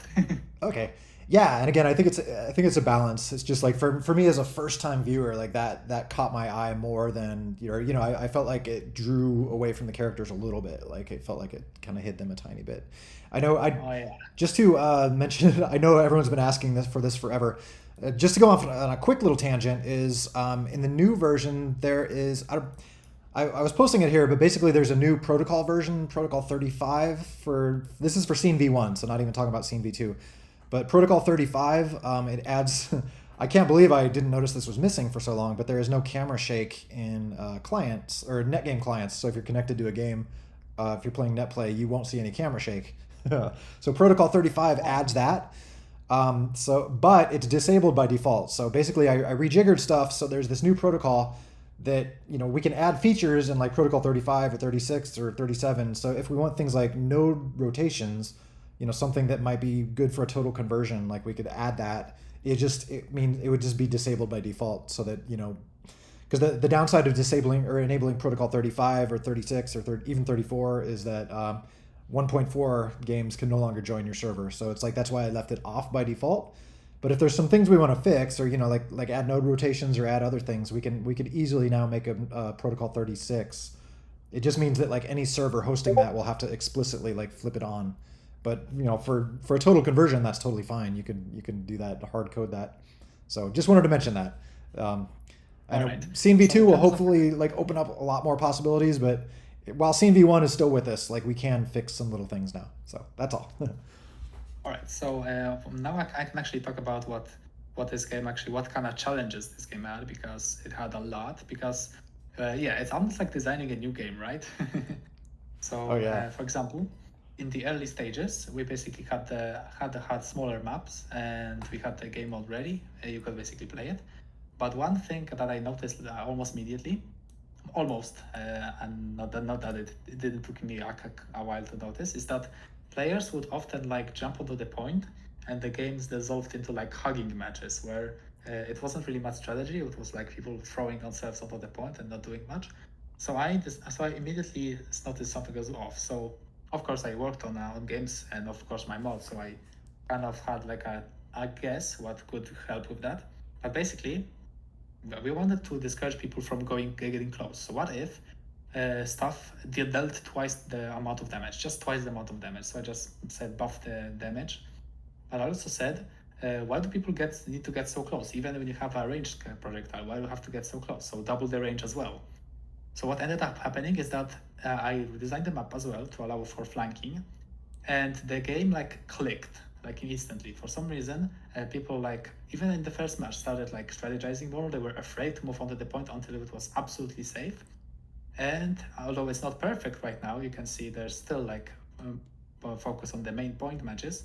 We're still doing experiments right now. We plan to decrease the health bars just a little bit and see if that's gonna help with the risk management, because we want the feeling of choosing correctly and the record of choosing poorly to be like super highlighted. So for example, when you know to move in and punch the lights out of a guy, you should get rewarded by that, and it should feel good once you do.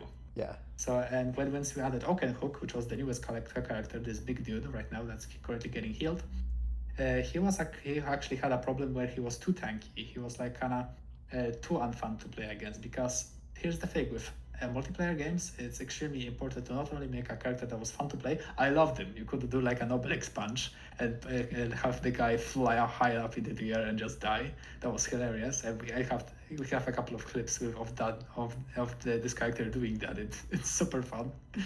But yeah, unfortunately, it wasn't so much fun on the other person. So we had to do lots of stuff to like. So here's the thing: we figure out also post the Obelix clips. I cannot.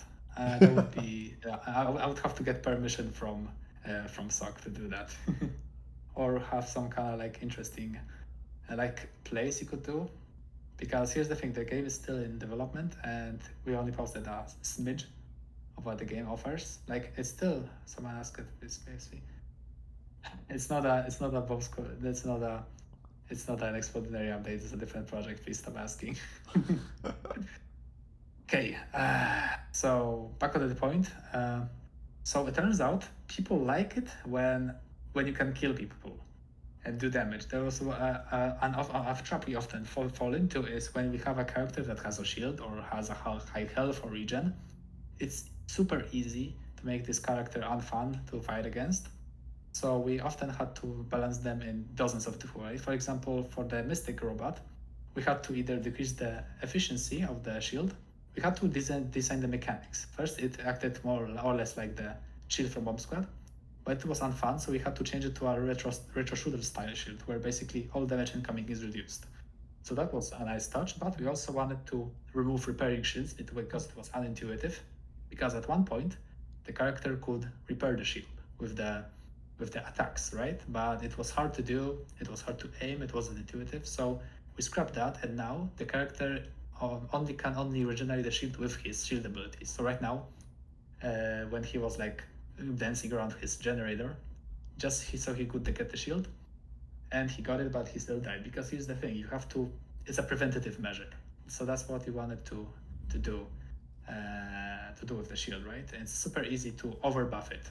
Like we want to make it useful so people use it, but if we make it too useful, then the enemy is just frustrating and there's just shout, please die already. Like I'm like so much stuff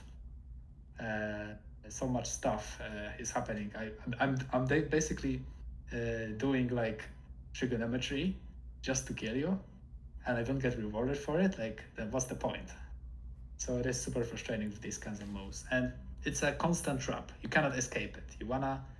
It's also a balance between having a character that's like good on its own and good as a team, or a mix of both. Because sometimes you can have a character which is like, you can stack him on both teams and they're super fun to fight. Like Bombwinkle, he has the grenades, he has rockets, he has all kinds of stuff. It's damage, it's avoiding stuff.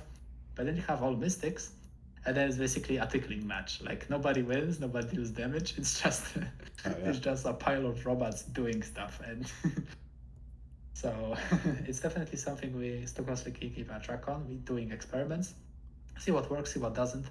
So what you see here, the map might be mostly unchanged, but what could change is, for example, the dynamics of the game. So there's still stuff that's kind of unexplored territory. Like I said, it's a different game entirely. For example, Scarhood here doesn't have any healing abilities or shields. He only dashes and attacks people. So it's probably the most twitchy character in the game. But it's fun to have like several characters that have different stuff. Like you have to think differently totally if you want to succeed. For example, here, the Scarhood is like avoiding damage, jumping around, trying to stall, and looking for opportunities. And like he got a shield, he saw an opportunity. He is trying to like beat the big guy. He almost did it, but yeah, sometimes you just pick a bad time, or you get hit by a bomb or something, and it doesn't work. So yeah, that's a lot of stuff, lots of stuff. And I could talk more about design, but if there are only specific problems, because right now the only specific problem that I found is with the damage and the range, which is something that we already solved or have on our mind basically. Because we want to make the game that's rewarding, but at the same time risky. You don't want the game to feel like nothing is happening or whatever you do doesn't matter. And that was sort of the feeling we got in the early playtests until we figured it out. And the game is now super fun, and at the point where the game turned from a button masher to like a strategy, like, oh, it actually feels like a game. Yeah. That was a huge success. Like, I love these moments in game design. Even at work, when you just make something, you make a prediction, you have a hypothesis, you confirm it, and it turns out, wow, I didn't know that, or wow, that actually worked. I love it. Yeah. So yeah, I've been talking a lot, so if you have questions, it's probably better to ask now. Yeah, anyone have questions, feel free to. Chance to talk about it a lot. Yeah, well, I hope you can keep showing as it comes along. We're almost out of time here. We'll have to wrap up here in a few minutes, but let's get some questions in here. All right, so I could, for example, just tell you what I've been working on for the past while. Nothing big, just like having fun with the game engine, right? Uh-huh. I think this could be a fun thing to do. I don't know if I could stream, for example. Are you streaming or? No, I don't know if you can actually in listens and stuff.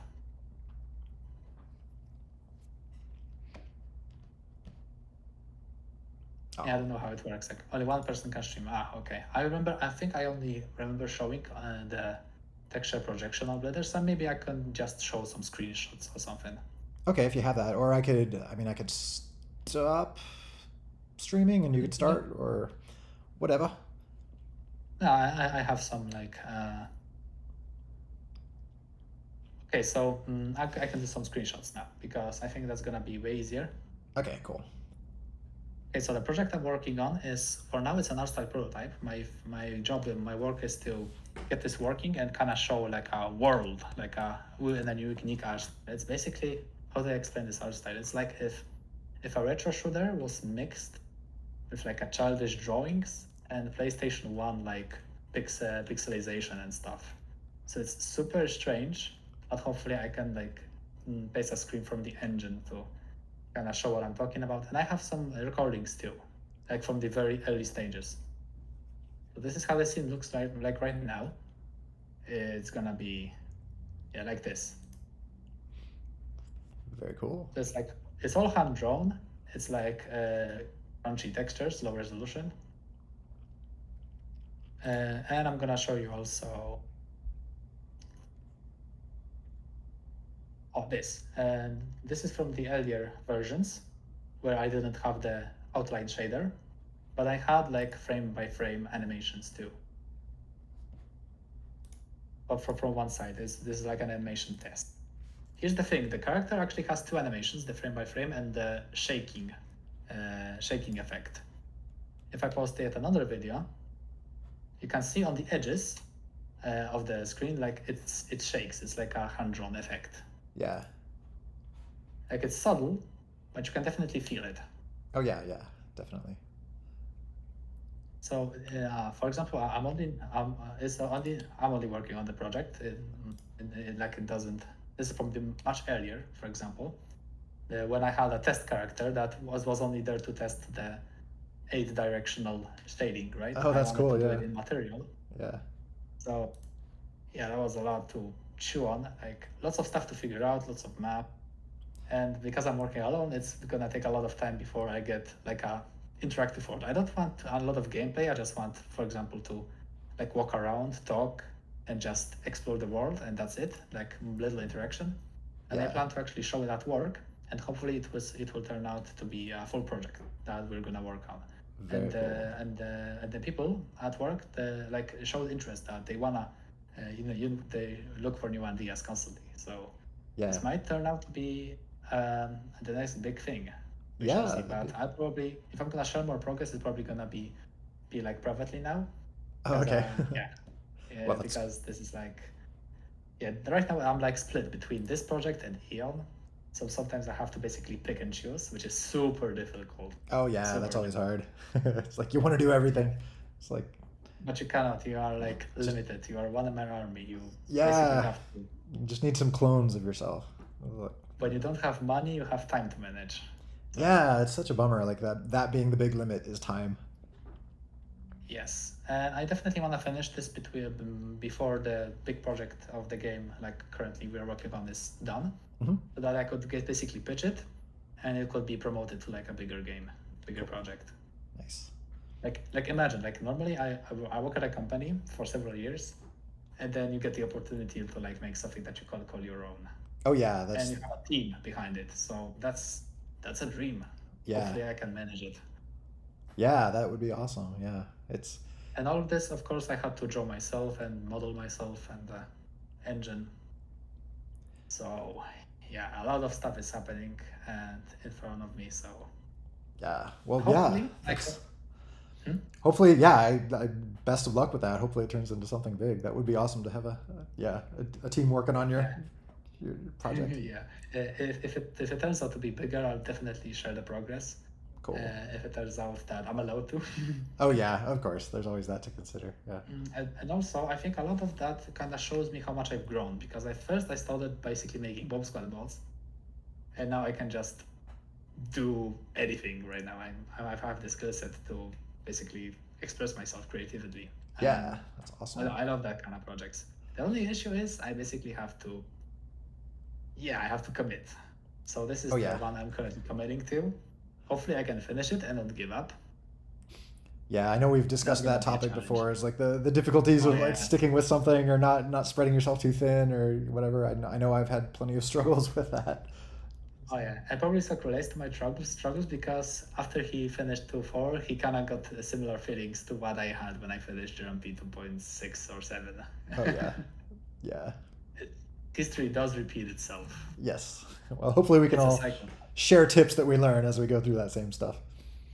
Yeah, so I want to work further on Neon and latest stuff, but I think I should probably also, I'm gonna talk about it with my friend about it, so hopefully we can like find find a golden grant, so I can still contribute to the project in a meaningful way and still help it grow, while I can still like move forward with my project as well. Yeah. I'm making new textures. I'm gonna learn vertex painting, which is gonna be super exciting. I could have a transition from sand to gravel, for example, and have that's some cool. really cool environments.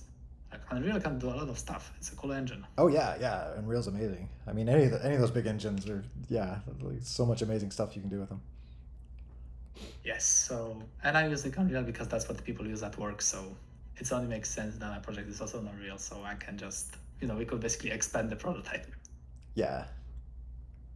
That's gonna be it for me, at least for the project, and it for you. I'm a little forward. Honestly, I don't really know how to proceed now, or I will proceed. Like, I think it's gonna take years before I finish something. Well, that's I mean, as someone who's been working on the same project for as we're saying, it's almost old enough to drink. I can I can relate. But yeah, there's no manual for how to go about this stuff. I feel like the trick is just finding something that you're interested enough in that you can just like keep that interest going and keep moving forward, or also like setting reasonable goals and things like that. Just like trying to get something out. That's, like that was my big mistake that I made before Bomb Squad. It was like I was trying to make this game and I was approaching it from like over designing and like building these components that I was going to use to make this thing, but I never actually like put them together. So I feel like you have to have like achievable little mini goals that are within reach. Otherwise, it just turns into this like infinite thing that's never going to get done.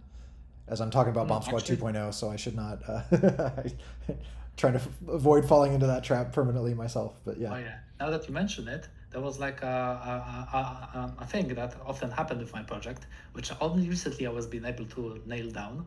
So basically, I've been working on this thing. I have like days where I could just blaze through tasks and do it properly. And at one point, I was like, "Holy shit! There's so much stuff left. How am I gonna do?"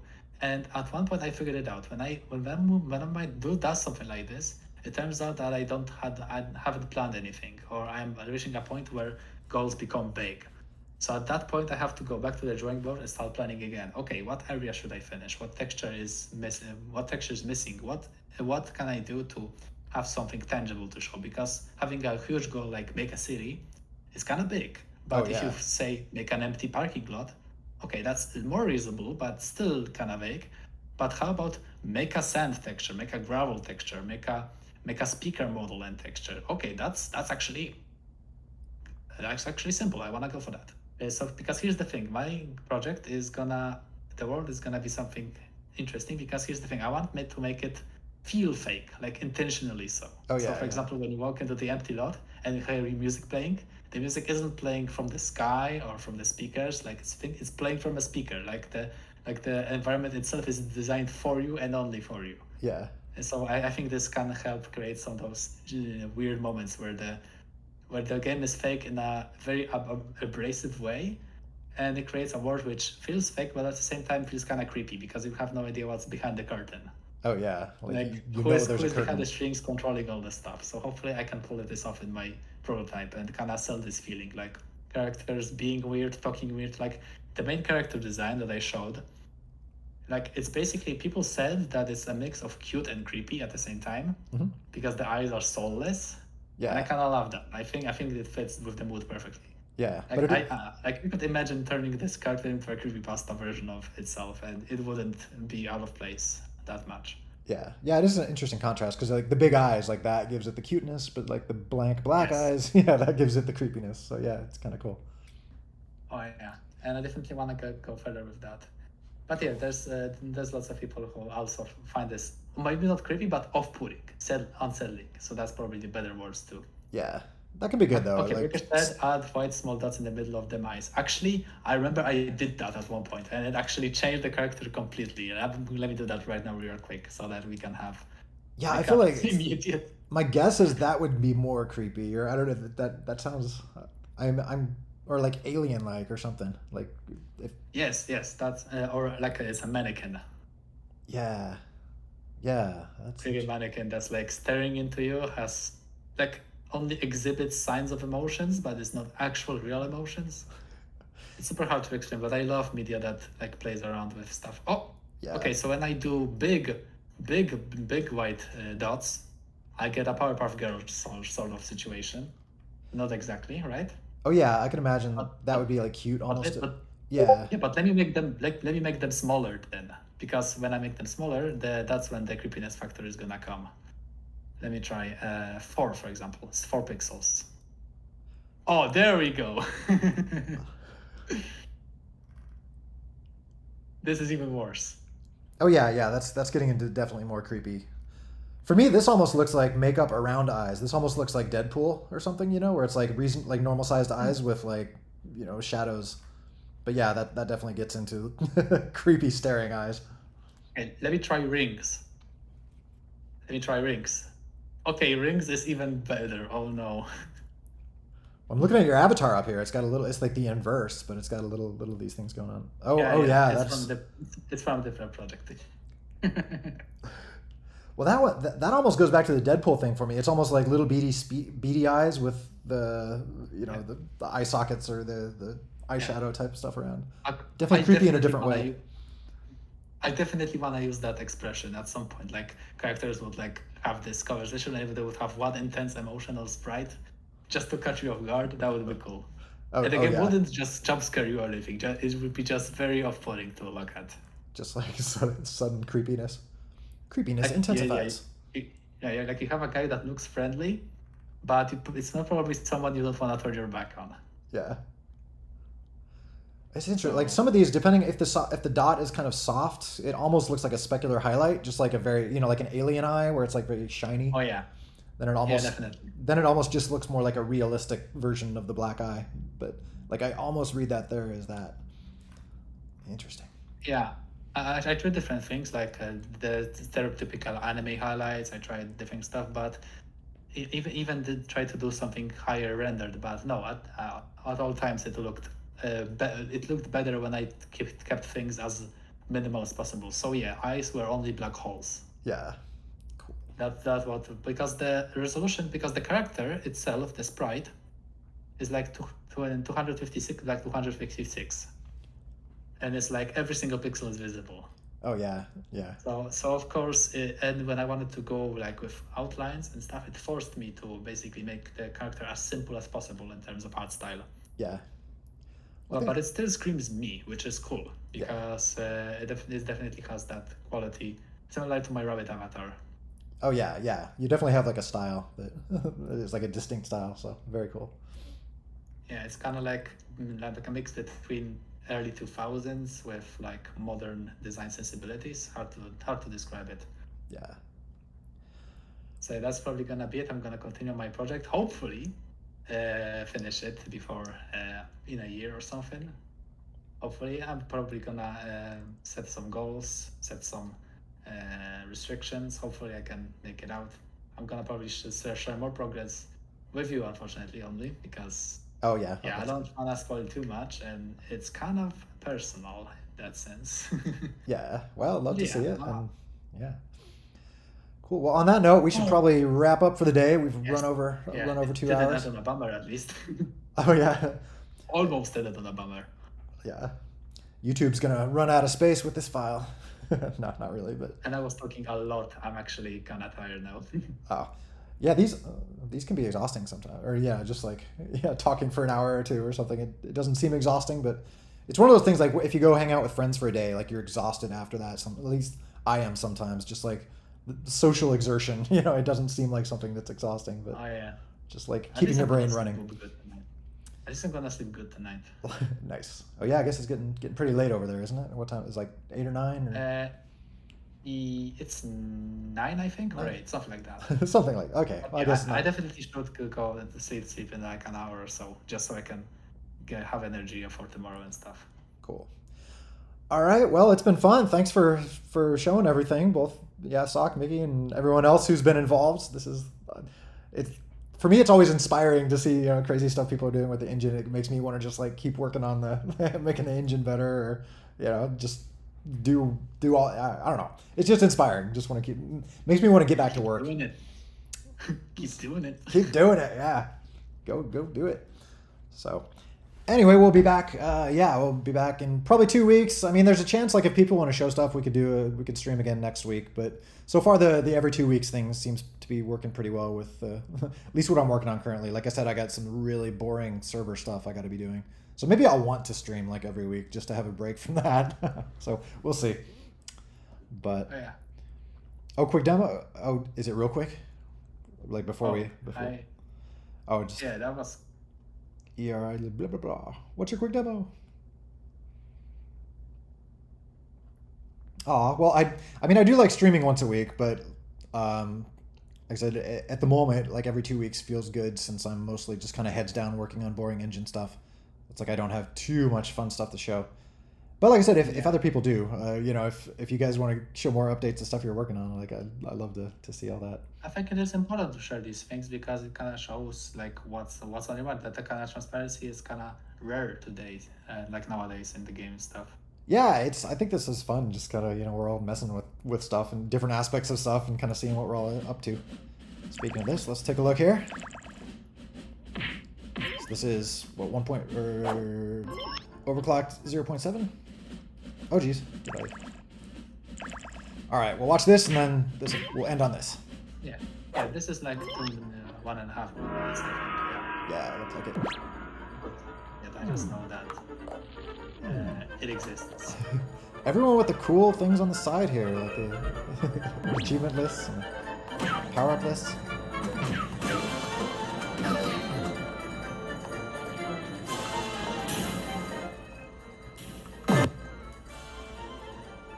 Alright, I gotta go to sleep. I'm sorry, I'm gonna top up early, but yeah. Oh, okay, well, you're not popping out too early. It's only 40 seconds, so... Anyway, it's been fun, so sleep well. Alrighty. See ya, bye. Alright, bye.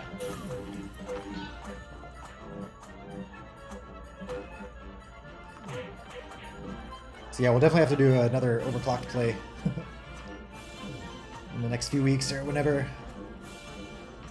Looks fun. I do like, I do appreciate like anything people do to like make it, easy to see what power-ups and stuff do. Because I know for me, that's always like the trickiest part, doing something new, is remembering what power-ups are what, or learning new power-ups and things like that.